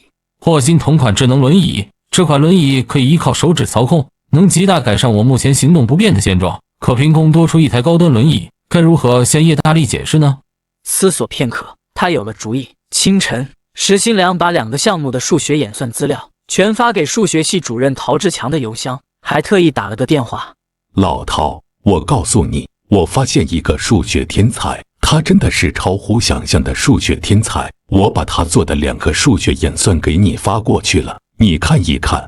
是吗？那我得好好看一看。你老师可从来没有这么夸过一个人。片刻后，陶志强看着邮箱里的解题步骤与运算方法，神色大变，立刻回拨电话。老师，这到底是怎么回事？这人你从哪找来的？特意发这些给我，肯定另有打算吧？怎么样？我说他是天才，没骗你吧？能力确实顶尖，直说吧，你到底想做什么？这个人今年才19岁，而且从没上过大学。什么？你别开玩笑了，就这2道题，咱们系不少老师都未必能顺利解出来。一个19岁没读过大学的孩子怎么可能做到？短暂停顿，陶志强冷静下来，明白石新良不会拿这种事打局。我懂了，你是想破格把他招进咱们数学系？如果情况属实，特招完全没问题。不过我必须亲自见一见，核实他的真实水平。我说的句句属实，只是有个难处。难处？什么问题？只要能力够，其他都好商量。他全身瘫痪。但老师，大清早的你别拿我寻开心。我没有开玩笑，这人是我学生网上结识的，当初把难题发给对方，你猜猜对方用了多久解完？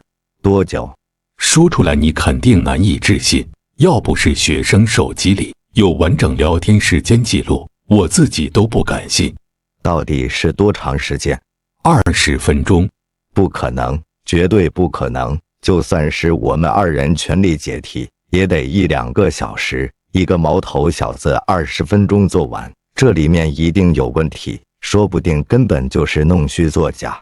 我明白你的顾虑，所以我想邀请你跟我一起上门见见他。他人就在京城，路程不远，就算题目不是他亲手解的，能拿到这份答案，他身边也必定藏着高人。而且昨晚我和他语音沟通，他他对解题逻辑、知识点的理解十分透彻，绝不是照搬答案的样子。你说的有道理，这样顶尖的数学人才，一旦错过，我肯定会遗憾终生。行，我跟你一起去，我倒要看看对方到底在玩什么鬼把戏。倘若他真有这份实力，哪怕全身瘫痪，我也愿意把他特招进来，学校出钱请护工照料都可以。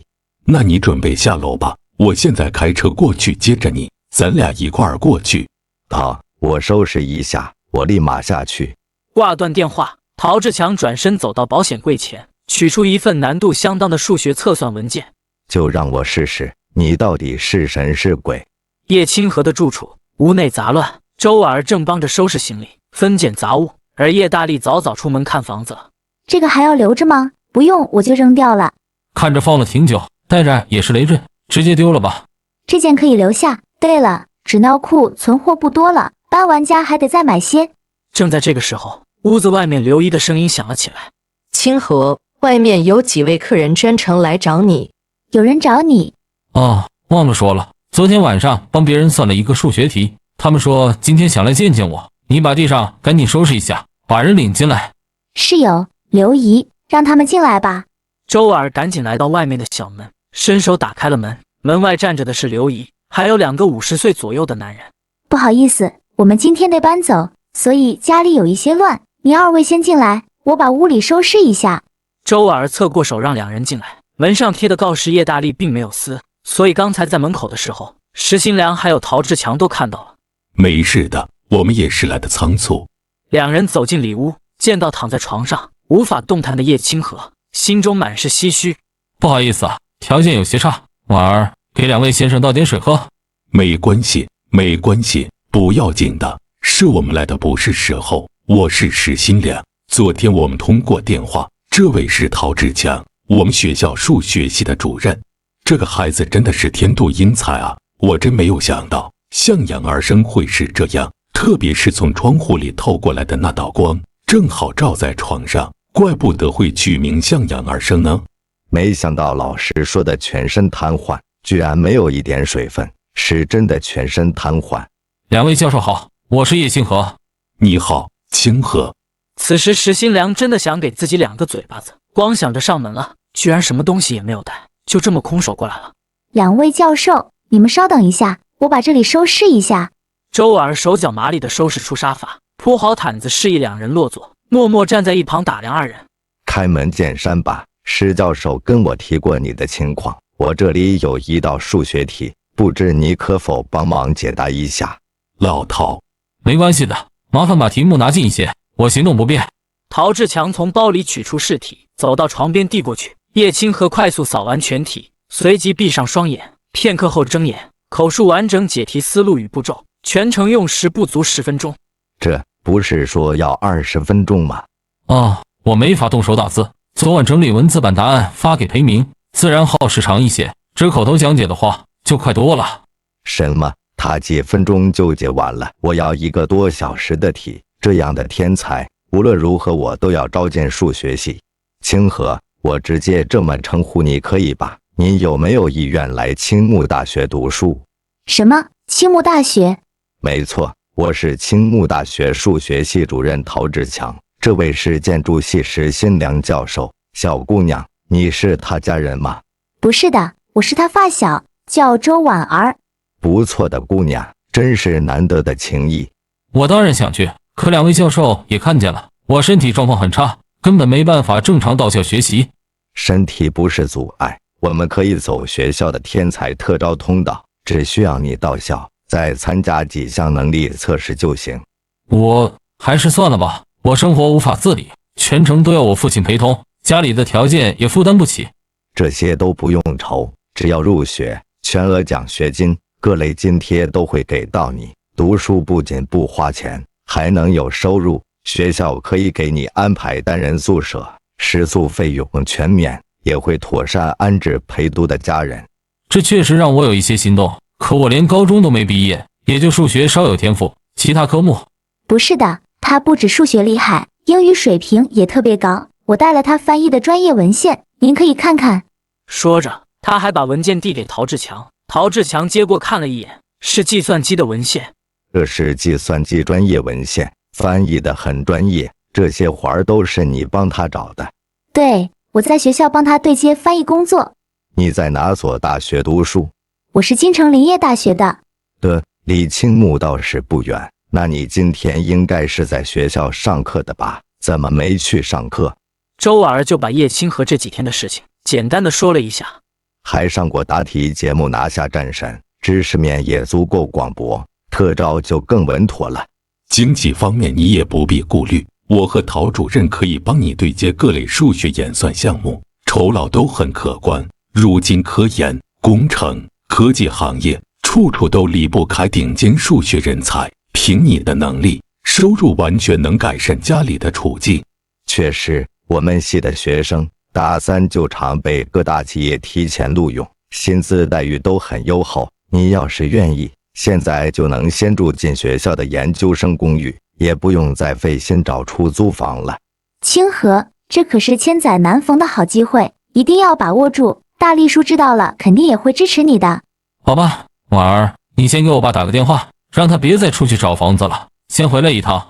叶大力没有回来，门口先迎来了一个嚣张的声音：叶清河，我特意来看你喽，就这破地方也配得上你从前的身份？哦，对了，我都忘了，你们家早就破产了，哈哈哈。赵明宇手里拿着最新的水果手机，腰上系着皮带，一脚踢开叶清河家的门，一步三摇的走了进来。一进里屋，看到屋里的周儿，赵明宇脸色变得非常不好。婉儿，你怎么在这里？你不是说你不知道叶清河在哪里住吗？我在哪里跟你有半毛钱关系吗？你来干什么？哦，我知道了，这个房东退租的事情，就是你使的坏吧？赵明宇，你特么的是想找死是不？信不信老娘把你第5条腿打折？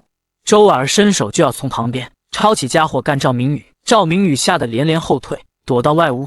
不是，真不是我就是刚打听清楚地址，过来看看而已。不是你还能有谁？今天别想安稳离开。周儿抄起一把 U 型锁追了出去。赵明宇见状转身就跑，一路冲到院外，迅速钻进车里驾车逃离。周儿看到他逃了，这才握着锁具，气呼呼地往回走，正巧碰上回来的叶大力。婉儿，怎么了？这提着个这个是要干什么呀？刚才赵明宇来了，逼我们搬家的事，十有八九就是他搞的鬼。这么多年过去了，这点就是还揪着不放，实在过分。赵明宇是赵海家那小子，可不是他吗？赵海那个老东西也不是什么好玩意，当年要不是真的着急用钱，我是不可能把企业卖给这个家伙的。按理说，我卖了企业后，跟这父子俩从此再无瓜葛了，没想到对方还找上门来了。周尔想到了把叶大力叫回来为了什么，立马跟叶大力说青木大学想特招叶清河的事。清河的数学居然厉害到这个地步？可不是嘛，方才数学系主任当场出题，清河几分钟就解完了，把2位教授都惊住了，直说他是难得的天才。能去名校读书自然是好事，可他现在身体这样，我怕学业会累到他，耽误身体恢复。您放心，教授们既然特意特招，肯定会顾及他的身体，不会按普通学生的标准要求他。而且清河知识面广，英语也出色，入学肯定没问题。二人走进屋内，周尔帮着给介绍了一下。陶志强与石新良2个人也拿出证件与学校资料，让叶大力看了一下，防止叶大力担心2人是骗子。我们进门时也看到门口的通知了，我们的想法很简单，你们直接搬进学校就好。校内有专门为行动不便的学生准备的宿舍，双卧室带独立卫浴，方便家人陪护。要是不满意，也可以调换到人才公寓。清河是万里挑一的数学奇才，我们真心想把他招进数学系，即便身体不便，以他的天赋，未来也能做出不小的成绩。入学这件事我没有意见，只是清河身体刚出现好转，我担心学业压力太大，耽误他恢复。这是大好事，我们学校设有医学院，我可以安排校内医学专家专门为清河定制康复方案。既然您都这么安排了，那我们就搬去学校。好，我现在就联系人过来帮忙搬家。说完立刻拿出手机拨打电话。另一边的赵明宇心里那叫一个恨呐！叶清河都成这副模样了，还缠着周儿不放，就凭你现在的样子，根本给不了他幸福。不行，光逼他们搬家不够，得彻底断了他们的收入，逼他们滚回老家。到了老家，收拾他们就容易多了。想到这里，赵明宇拨通好友侯超的电话。猴子，你认识道上的朋友吧？帮我办件事。电话那边的猴子在一个嘈杂的环境里，很吵。猴子说话的声音特别的大。没问题啊，哥们儿。不过你也应该清楚，请人办事得拿钱。你准备出多少钱？办什么事？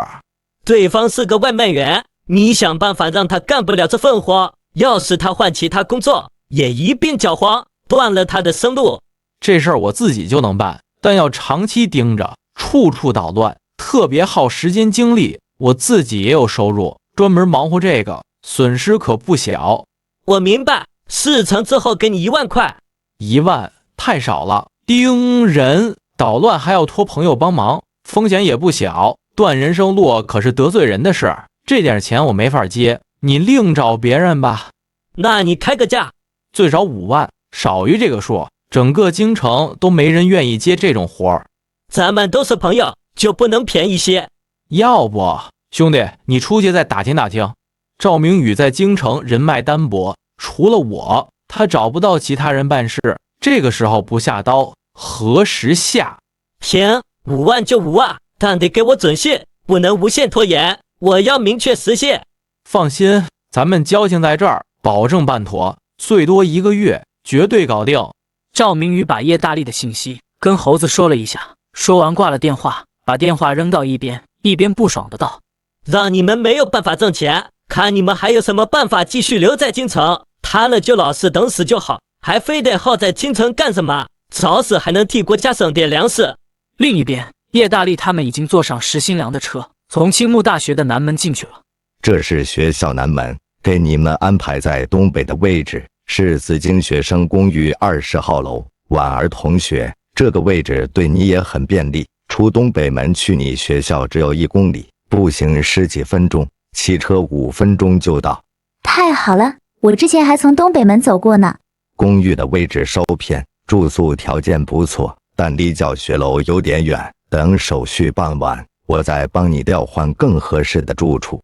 对，到时候看能不能给你争取安排一个教职工的房子，那样的话离教室更近，出行也方便。现在这样就已经很好了，远一点也无妨，还能多活动活动，总待在屋里也闷得慌。车子一路行驶，陶志强沿途介绍校内的楼与院系的分布。抵达公寓楼下，宿管早已等候。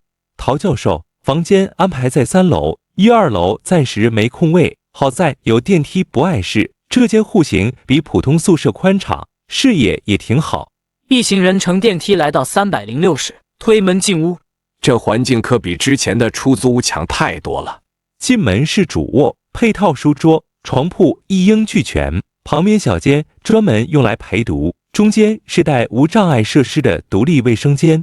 确实不错，屋里敞亮多了。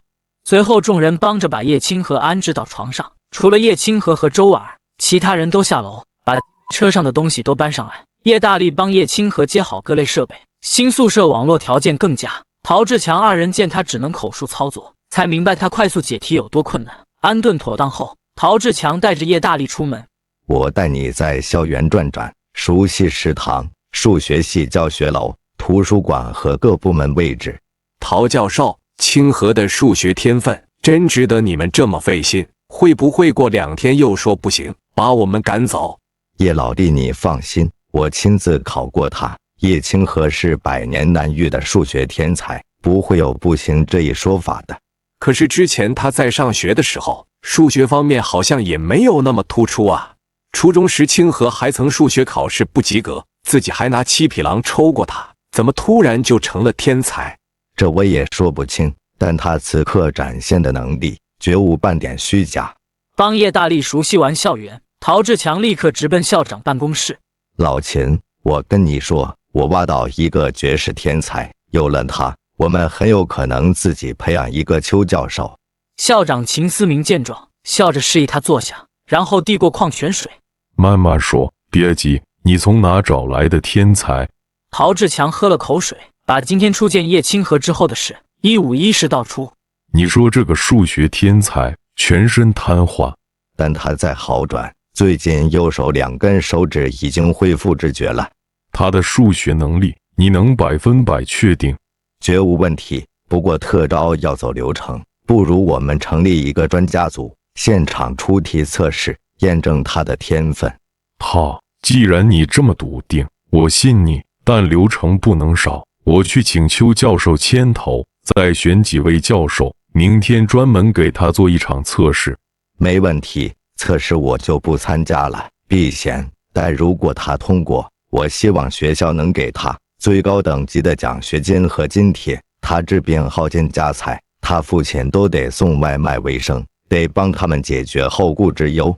这个你可以放心，只要他通过，这些都不是问题。另一边，猴子收了赵明宇5万块，骑着摩托赶到崔村。他虽号称京城路路通，但西南5环外的崔村确实不熟。掏出手机核对地址，确认眼前大杂院就是目的地。院里走出一位大妈，上下打量着他。小伙子，你这是找谁？大妈，我找叶大力，他是住在这里吗？大力呀，真不巧，中午刚搬走了。搬走了？您知道搬哪儿去了吗？那可不清楚，有人使坏逼房东赶他们走的，具体去向没人知道。你要找他，只能打电话哥。大妈说完便转身进院，猴子没再多问，立刻给赵明宇打去电话，语气不满：“你给的地址没用，人早搬走了，这让我怎么办事儿？”坏了，我居然忘了这茬。现在人都搬走了，接下来怎么办？你帮忙四处找找，我也派人打听，务必查到他们新住处。行吧，丑话说在前头，找人这部分可不包含在酬劳里，找不到可别怪我。挂断电话后，赵明宇立刻拨通父亲赵海的号码。啊，叶大力父子搬家了，我查不到他们新住址，您有办法吗？当初这事交给你处理，你怎么没派人盯着？我前后去过2回，第一次没人，第2次遇上周婉儿，他拿着锁追着我跑，等我再过去，人已经搬走了。连这点事都办不妥，以后公司怎么放心交给你？长点心好不好？我知道错了，我已经安排好人手，只要找到他们落脚的，肯定能办妥。我联系外卖站那边，问出叶大力的新地址，稍后告诉你。先查到住址，再把他辞退。宿舍内只剩叶清河和周儿。真不敢相信，你居然能进青木大学。咱们高中那会儿，全校没几个人敢奢望考到这儿。我记得当年就2个人考上，一个是咱们班的林七月，还有隔壁班的裴东来。大家离得不远，可毕业后基本断了联系，也就过年偶尔碰个面，打声招呼。叶清河听闻林七月的名字，陷入沉思。看叶清河不说话，周婉在一旁挑了挑眉道：“怎么提起林七月，你有想法？”别打趣我，人家是顶尖学霸，我以前跟他本就不是一路人。现在可不一样了，你被青木特招，你们俩身份早就对等啦。别乱说。对了，你之前说还有翻译活，文献带来了吗？今天专门来帮你搬家，怕把文件弄丢就没带，我回学校再取过来。往紫金学生公寓走的时候，叶大力接到了外卖站站长的电话。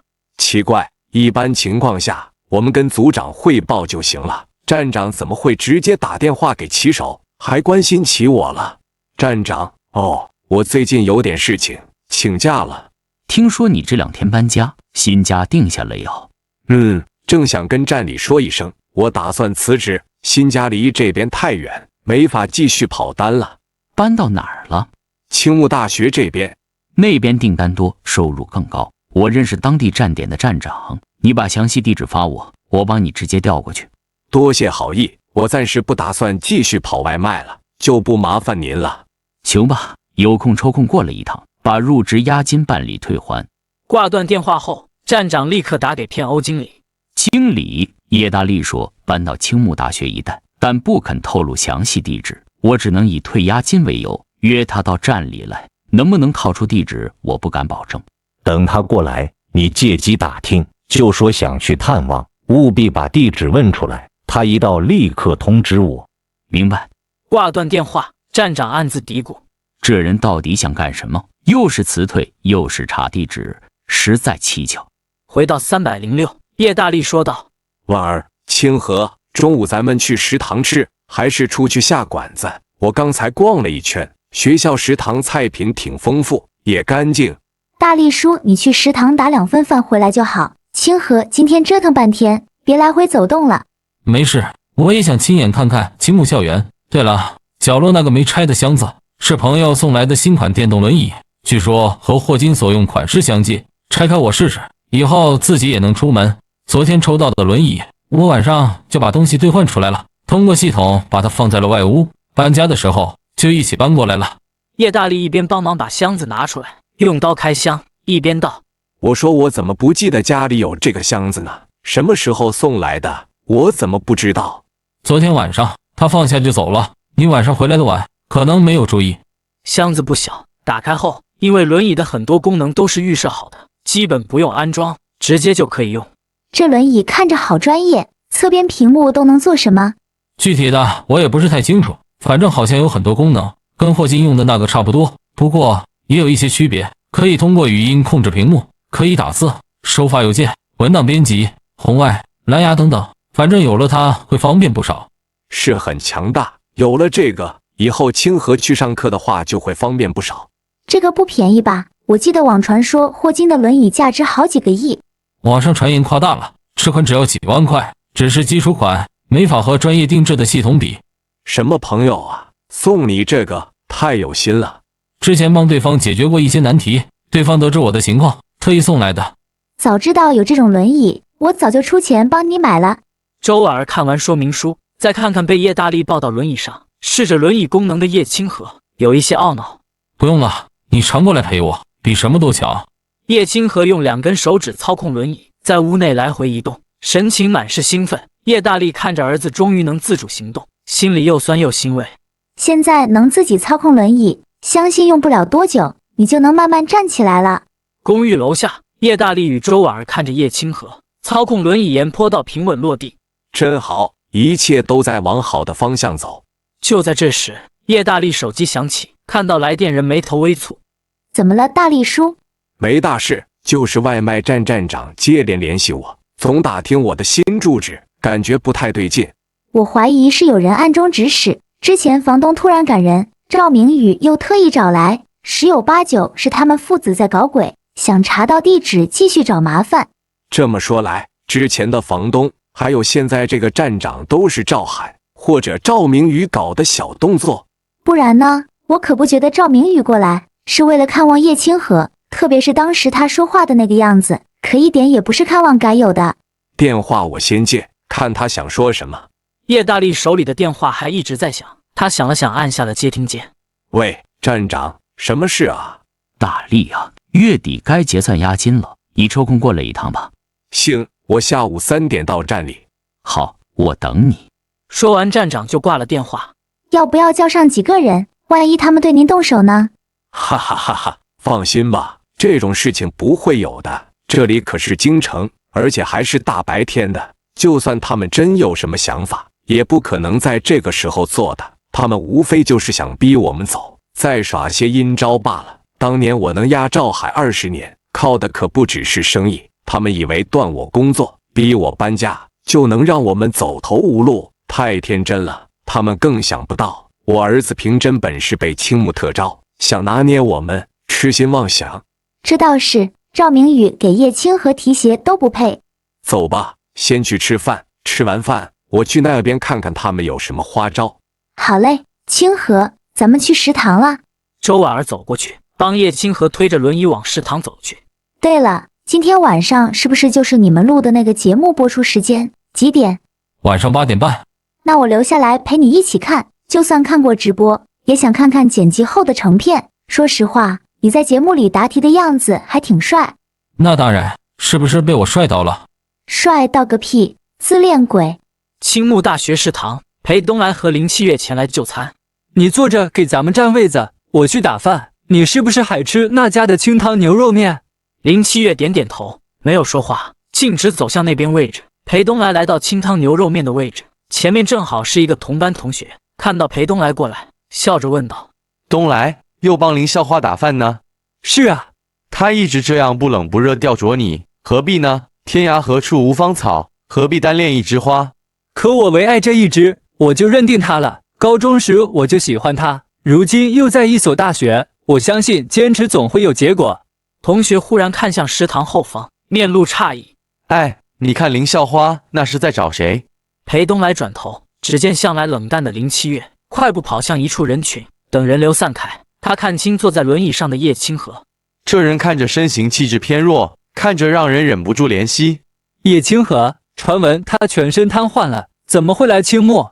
看样子林校花对他不一般，你这下可有对手了。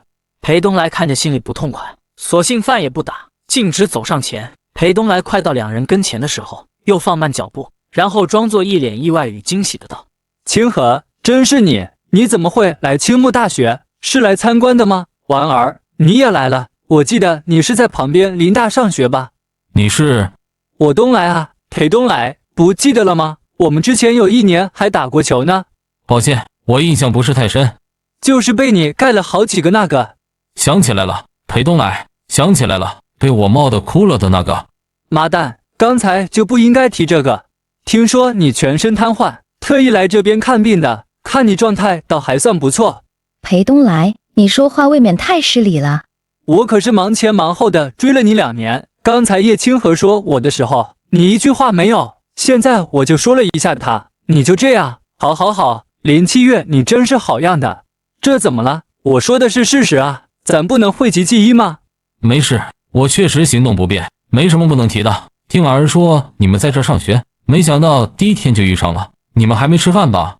正准备打饭，看到你们就过来了。你到底来青木做什么？要是参观，我比婉儿熟悉校园，可以带你转转。不用了，清河来这里不是参观的，而且之前也有人带着我们参观过了，用不着你这个青木大学生。这种人就该被人扎小人，不就是上了一个青木大学吗？拽什么拽？老娘我，好吧，我是没上青木，老娘我当年要不是没好好学，怎么会让你现在在这里瞎掰？气死我了！说什么我毕竟不是这个学校的，真该死！周儿面露不屑，推着轮椅准备离开。叶大力笑着朝二人点头，跟着周儿往一边走。没想到还会看到这样的场面，现场吃瓜，特别是吃儿子的瓜，我吃得很爽，就是不知道这个叫林七月的跟儿子到底什么情况。不记得他提起过有这么一个同学啊，婉儿好像吃醋了。还有这个被儿子冒哭的男生，好像喜欢这个林七月。林七月伸手扶住轮椅的一侧。清河，留下来一起吃饭吧。事情都过了好几年了，你不用再放在心上。林七月想要说什么，叶清河冲着他缓缓摇摇头。都算是老同学，难得遇上，我请大家一起吃顿饭吧。好，这边有空位，你们先坐下，我去点餐。林七月引着众人落座，细心挪开座椅，安顿好轮椅，随后拿着饭卡快步走向餐口。裴东来站在原地，看着他这般模样，心里五味杂陈。2年来，林七月从未对自己展露过这般姿态。什么情况？没什么事情，就是当年帮过他一点小忙，他一直记在心里。周儿见状便不再多问，心里却满是好奇。高中时完全没看出两人有来往。裴东来的同班同学吃完饭路过，瞧见他呆呆看着林七月。兄弟，什么情况？看半天了，那几位是他家里人，你怎么不去搭把手？难不成轮椅上那位真是你的情敌？就算是，你还比不过一个坐轮椅的。同学的这个话让裴东来死了的心又活过来。对呀，就算他们旧情未了又如何？他如今全身瘫痪，我身体健康，又是青木在校生，我分明占尽优势。谢了兄弟。说完，他转身去打了一份饭，端着饭走向叶青和几人的桌子旁坐下。不好意思，刚才有一点失态，我在这里跟你们道个歉。难得他相遇老同学，今晚我做东，请大家出去吃一顿，就当赔罪。七月，你来挑地方，账我来结。不必这么客气了，我行动不便，也不爱外出应酬，多谢你的好意。裴东来同学，请叫我林七月。闻言，裴东来脸上的笑容瞬间僵住。更让裴东来难受的是，转过头，林七月却用最温柔的语气对着叶清河与周婉儿道：“婉儿，要不你先吃，我来喂清河吧，我吃饱了。”不用了，清河吃的也不多，也快吃好了，而且他也习惯了我喂他，就不麻烦你了。大力叔，你下午不是还有事吗？早点动身吧。这个大力叔，你那吃瓜的样子能不能收一收？看得很过瘾，是不是？哦，对了，没错，我确实有事，那我先走了。婉儿，你过会送清河回去吧，我会尽快回来的。说完，叶大力端着餐盘放到回收处，然后冲着周婉儿几人挥挥手离开了食堂。刚才就应该吃慢一点的，这样就可以多吃一会儿瓜了，不至于像现在想要吃瓜都没有借口，失色啊！林七月看着周婉儿事事照料叶清河，从容安排一切的模样，心底莫名生出几分异样的抵触。婉儿，这几年你一直跟清河在一起吗？也没有，高三那年他和大力叔四处求医，我忙着高考没能常伴，后来他们定居京城，我周末一有空就过来照看他。林七月听完满心懊悔，我同样考来了京城，却始终没有主动去探望。对比周婉儿的付出，我真的是个忘恩负义的小人呐。叶清河用餐完毕，周婉儿细心替他擦净嘴角，才拿起已经放凉的饭菜吃起来。叶清河悠然打量着食堂环境，裴东来和林七月安静坐在一旁。不一会，周婉儿掏出纸巾擦了擦嘴。行了，我吃饱了，谢谢你的饭。随后他端起餐盘送到回收处，林七月和裴东来也起身跟进。周婉儿回来推着叶清河，冲着两人摆摆手：“我们先走啦，再见。”再见。周婉儿推着轮椅离开食堂，林七月下意识跟了出去，望着二人往校园东侧走去。七月，我说了，叫我林七月。林七月说完，快步走开。裴东来又气又闷，看见路边的塑料锥形桶，抬脚狠狠踢去，不料桶牢牢套在铁柱上。这一脚踢过去后，裴东来直接蹦了起来，抱着脚痛呼出声：“哦，谁特么的这么缺德，把锥形桶套在了铁柱了上？”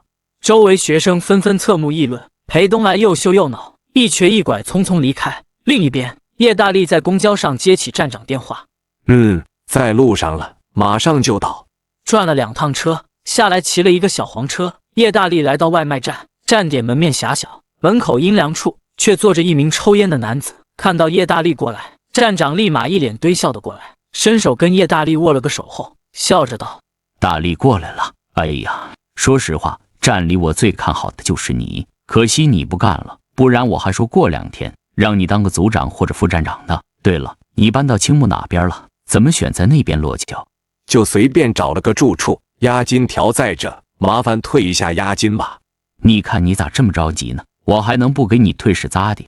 站长接过押金条交给财务，财务核对无误，拿出500元现金和单据。叶大力签字收钱，转身就要离开。“哎，老叶，你这就走了？我还说跟你聊聊呢。”“不聊了，我家里的情况你也知道，我得回去。”“行吧，那有空电话联系。”站长看着叶大力骑车离去，门口抽烟的猴子立刻骑车悄悄跟上。“老叶，我也是身不由己啊。”叶大力并没有注意到有人跟上了自己，他一路骑行换乘，径直走进青木大学校园。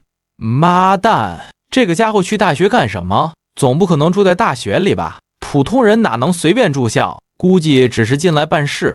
猴子跟着入校，眼见叶大力走进宿舍楼，便在楼外找位置蹲守。这5万块真不好赚，天天蹲点盯人，回头得找赵明宇再加钱。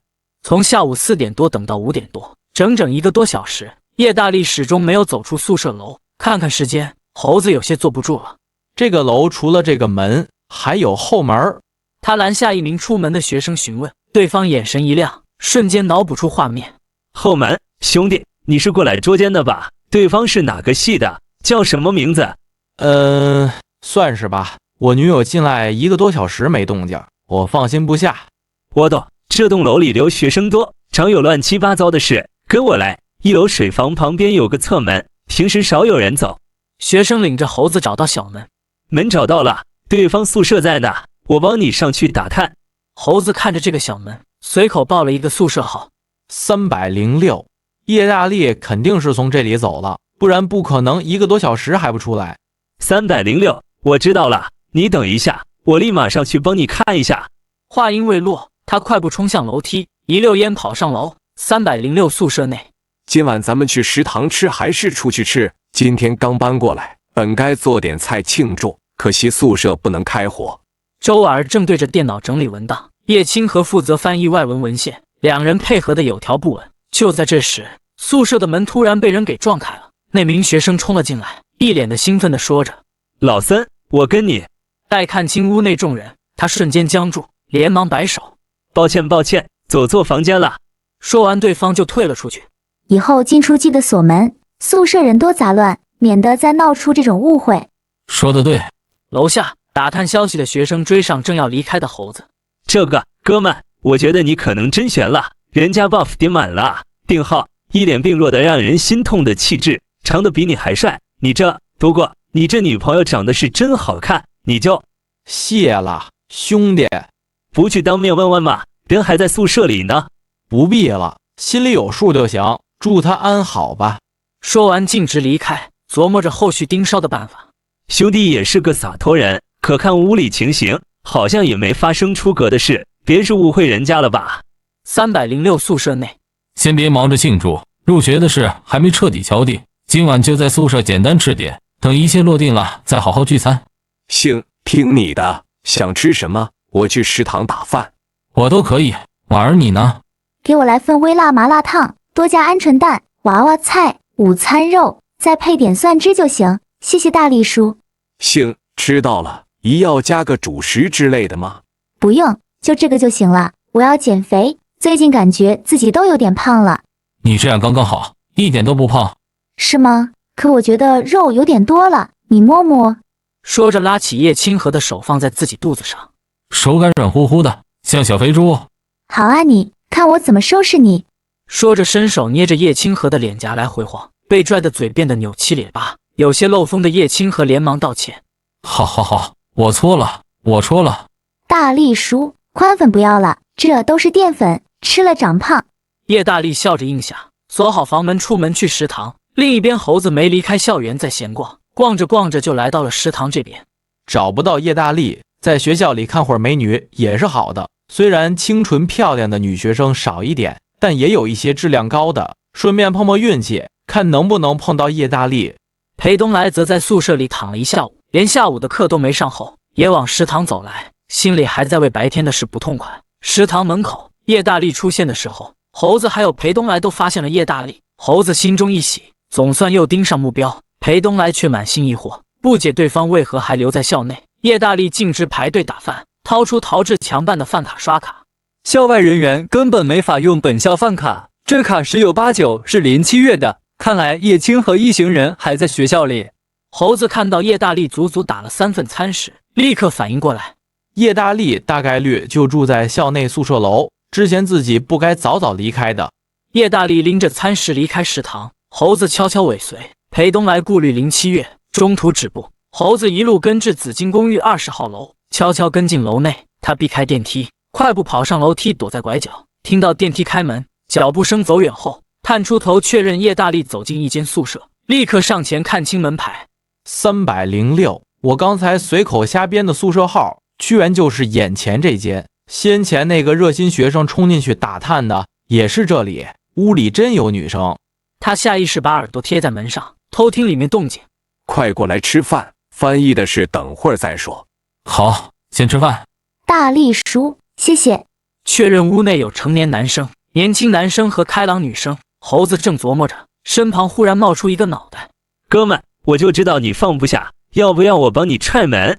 猴子吓得猛然后退，差点叫出声。行，别怕，是我猜你不会就这么算了，回来顺路看看，没想到你真在这儿。猴子尴尬不已，想解释自己不是来捉奸的，却被对方抢先打断。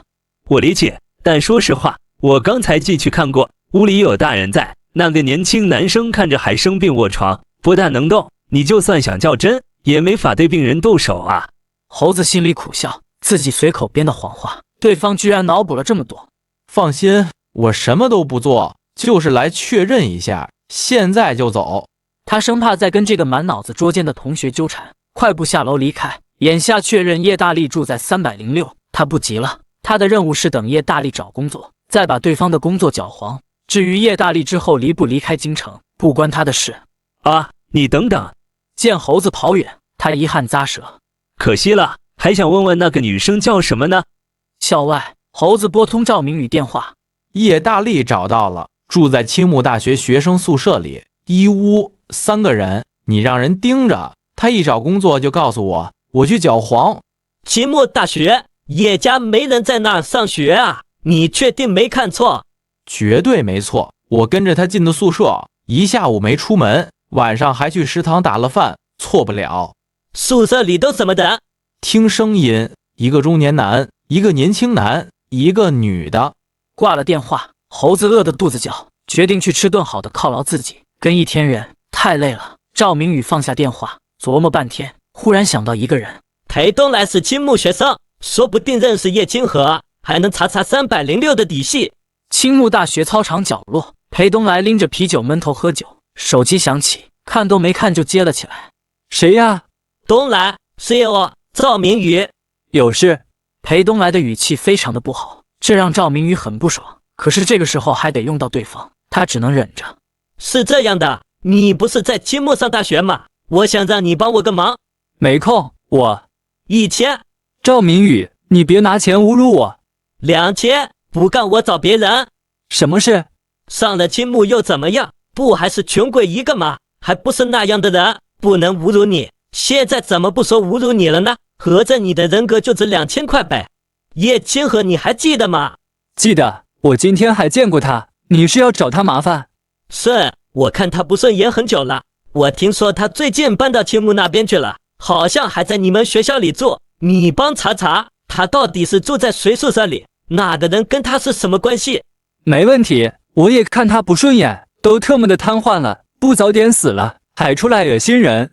行，钱我转你了，尽快给我结果。裴东来盯着屏幕上刺目的数字，嘴角裂开一个近乎狰狞的弧度。放心吧，一个摊子还能翻起浪来。挂断电话后，他捏扁啤酒罐，收了酬劳后，他决定找叶清河麻烦。根据白天所见，很快就判断出对方住在校内紫金公寓，但他绞尽脑汁也想不起同乡里有谁在此就读。于是裴东来给07月发了个消息：7月，问你个事，咱们县里前些年有谁也考到青木大学了，现在还在学校读研，你有印象吗？哎呀，刚才在食堂里，意大利用的饭卡肯定不是7月的，我冤枉他了，真该死，我怎么能这么想7月呢？不要叫我7月，我最后再说一次。好，不叫，连7月。你知道县里前些年上青木的人是谁吗？不知道。一定是叶清河这个家伙，肯定是他用什么威胁了7月，必须尽快查清他的住处。对，他们宿舍楼里有一个大学的学长，是学校学生会的，或许能帮我查一查。夜幕降临，一站到底准时开播。各位现场以及电视机前的观众们，晚上好，欢迎收看由独家冠名播出的《一站到底》，我是主持人李想。大家好，我是小敏。306宿舍内，周儿躺在叶清河的边上，跟他一起看着天花板上的投影。清河，我觉得你化妆后人比之前更帅了一点，不过这人发型弄得一般。叶大力在自己的小屋，这是他3年来首次拥有专属的房间和床铺，不再睡沙发、打地铺了。他靠在床上，拿着手机同步收看节目。到叶清河出场时，叶大力看着屏幕喃喃自语：我上台还化了淡妆，站在后面全程一动不动，不过样子看着也太僵硬了。大家好，我是叶清河，今年19岁，3年前突然患病，肢体不受控制。呜呜呜呜！纵使全身瘫痪，困于方寸病榻，清河从未向命运俯首，以不屈不挠的韧劲儿，用笑对坎坷的心态，直面磨难，眼中有光，心中有火，在荆棘丛生的日子里抬头向前，这般向阳而生的姿态，怎么不叫人钦佩？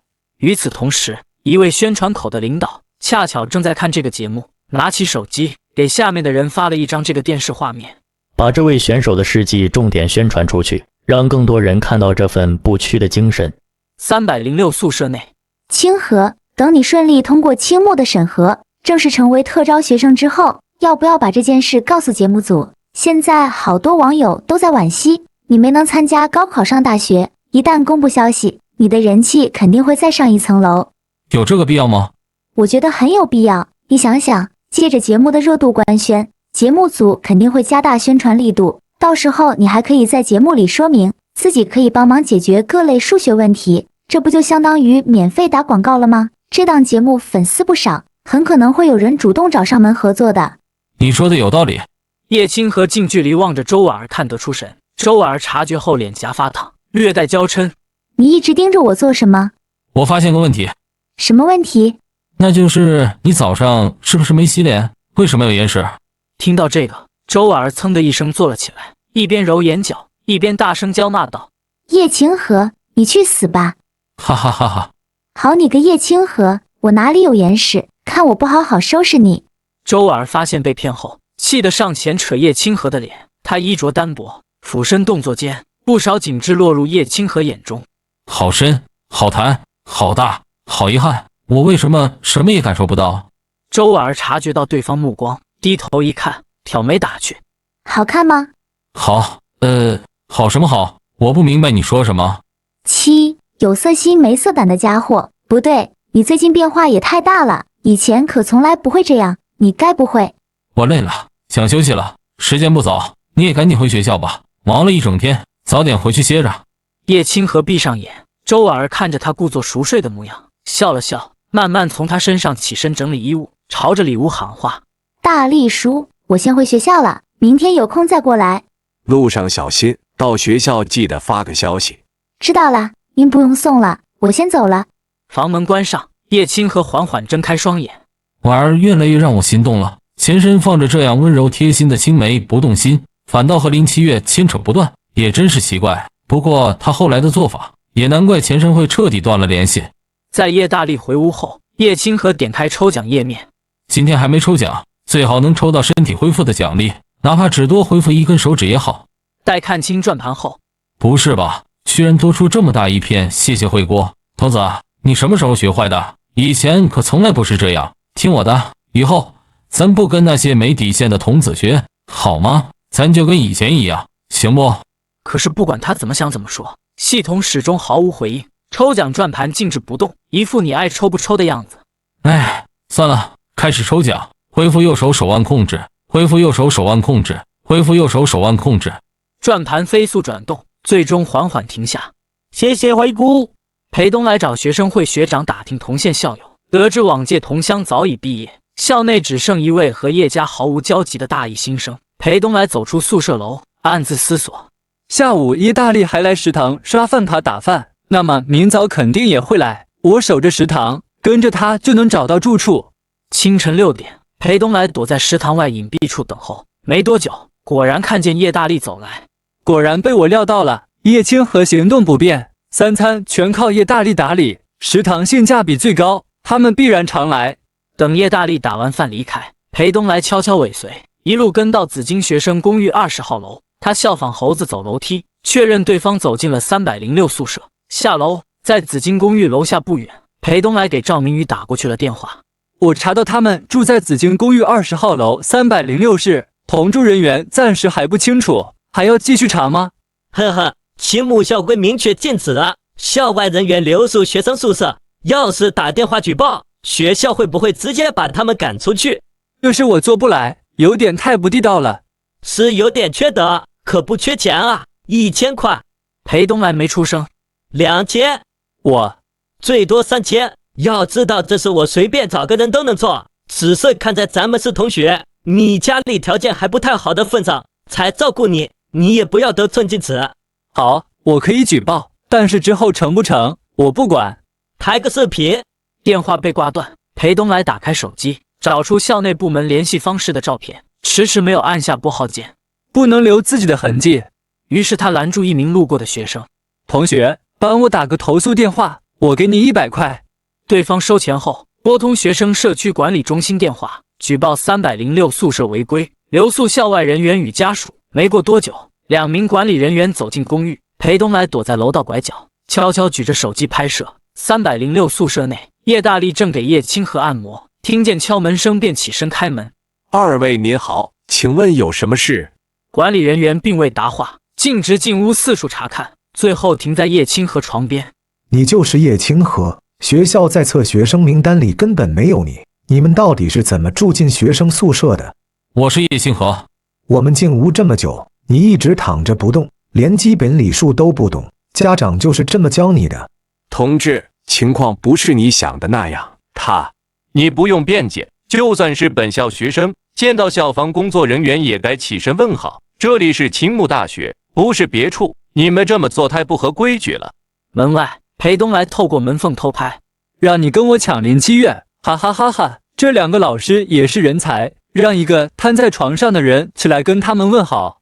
这时电梯叮的一声响起，裴东来慌忙收起手机，转头一看，瞬间吓得浑身一僵。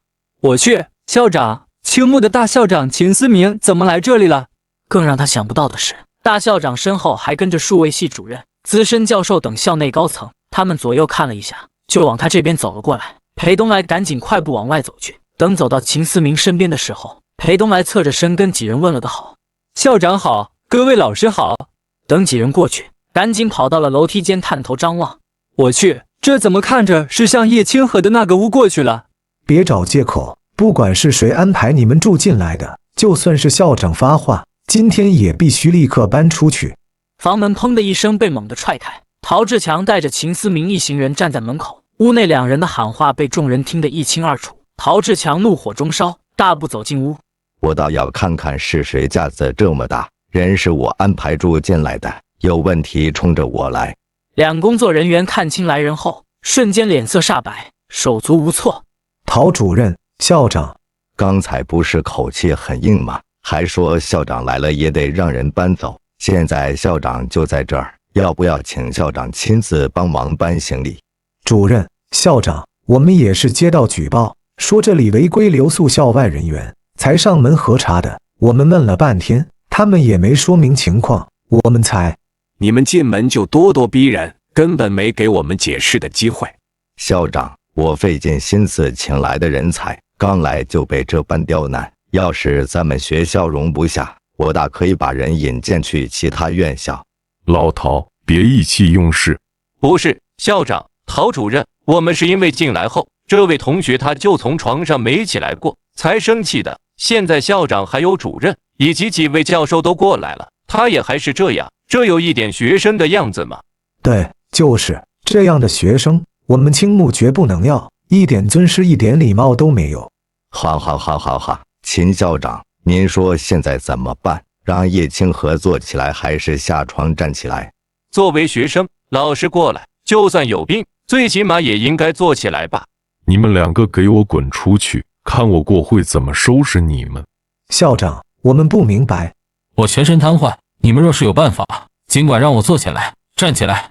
2名工作人员闻言，瞬间僵在原地，终于明白所有前因后果，羞愧得无地自容。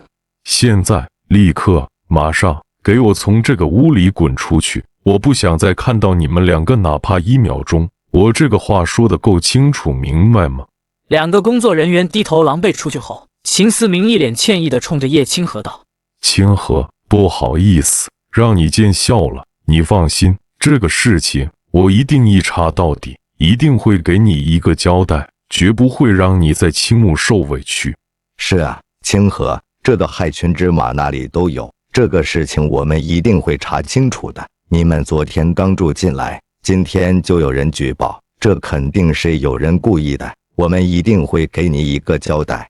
没事的，我们也没怎么着，只是这个事情不会再发生第2次吧？放心，我向你保证，绝对不会再有第2次。不过，校长，这间宿舍多有不便，校内人才公寓还有空余房间，环境和空间都更好。他刚入校就受了委屈，理应安排过去作为补偿。可以先进行能力测试，只要顺利通过，我立刻让人收拾公寓。在我看来，若叶清河真有过人实力，配得上更好的住宿条件。一言为定，清河，别紧张，和上次一样，只是做几道题目而已。我明白，不过我只擅长纯数学题，其他科目内容我尚未接触。放心，本次测试只有数学题。秦思明抬手介绍身旁众人，这几位都是学校在数学方面的教授，他们今天过来也是做个见证。叶清河微微点头致意，教授们也笑着回礼。那我们现在开始做题。可以。秦思明掏出提前备好题目的信封，题目由各位教授合力出卷，我随机抽取了3道，你只需答对2道，就算测试通过。这些题目难度不低，不少研究生都难以解出，我也是按照之前的标准准备的。没问题，麻烦校长把题目展开。一旁的叶大力神色紧绷，满心忐忑，却帮不上忙，只能默默祈祷。秦思明将3张试题依次铺开在叶清河眼前。3道题顺序由你自选，挑最有把握的作答即可。叶清河扫视完所有题目，闭眼片刻，随即睁开双眼。我直接口述答案和解题过程可以吗？可以，我开启录音存档，作为特招审核的正式记录。你的情况特殊，口述解题流程完全合规。秦思明打开手机录音功能后，叶清河立马开始了解答，逻辑连贯，全程没有丝毫停顿与迟疑，完整梳理出整套解题思路。在场教授们纷纷面露震惊。陶志强早已见识过他的能力，神色平静；叶大力则完全听不懂专业内容。听完第1道题的完整解答，在场教授们神色满是震惊。这几道题，就算是在读博士来解，也未必能这般顺畅。他居然只扫了一眼题目，闭目片刻就脱口而出，全程毫无卡顿。我们研究多年，上手都要梳理思路，他反倒比我们还要驾轻就熟，实在不可思议。众人纷纷看向陶志强，此前大家还觉得他言辞夸张，此刻只剩庆幸。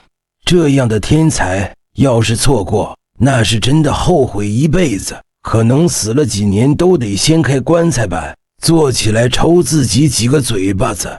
秦思明看着叶清河，眼中满是珍视，只觉挖到了旷世奇才。有他在，再过数年，我校数学领域定能享誉全国乃至世界。老陶说他有望成为下一位顶尖数学大家，如今看来绝非虚言。不等众人回过神，叶清河已然开口讲解第2题。第2道题的题目是：设 B 是全体10多项式构成的线性空间，定义映射 A，P 等于 P 加 P， 求证 A 可逆。由于 B 无限为线性空间，无法使用行列式或有限为制的方法证明无限为线性算子可逆，通常需要证明它既是单设，零空间仅有0元，又是满设，值域等于整个空间。1. 证明 A 是单设，假设存在多项式 P、X0， 使得 P 等于 P 加 P 等于0，这得到一个微分方程 P(x) 等于 Px， 巴拉巴拉。第2题解答完毕，全场一片寂静。陶志强看向众人，面露得意。怎么样，我没说错吧？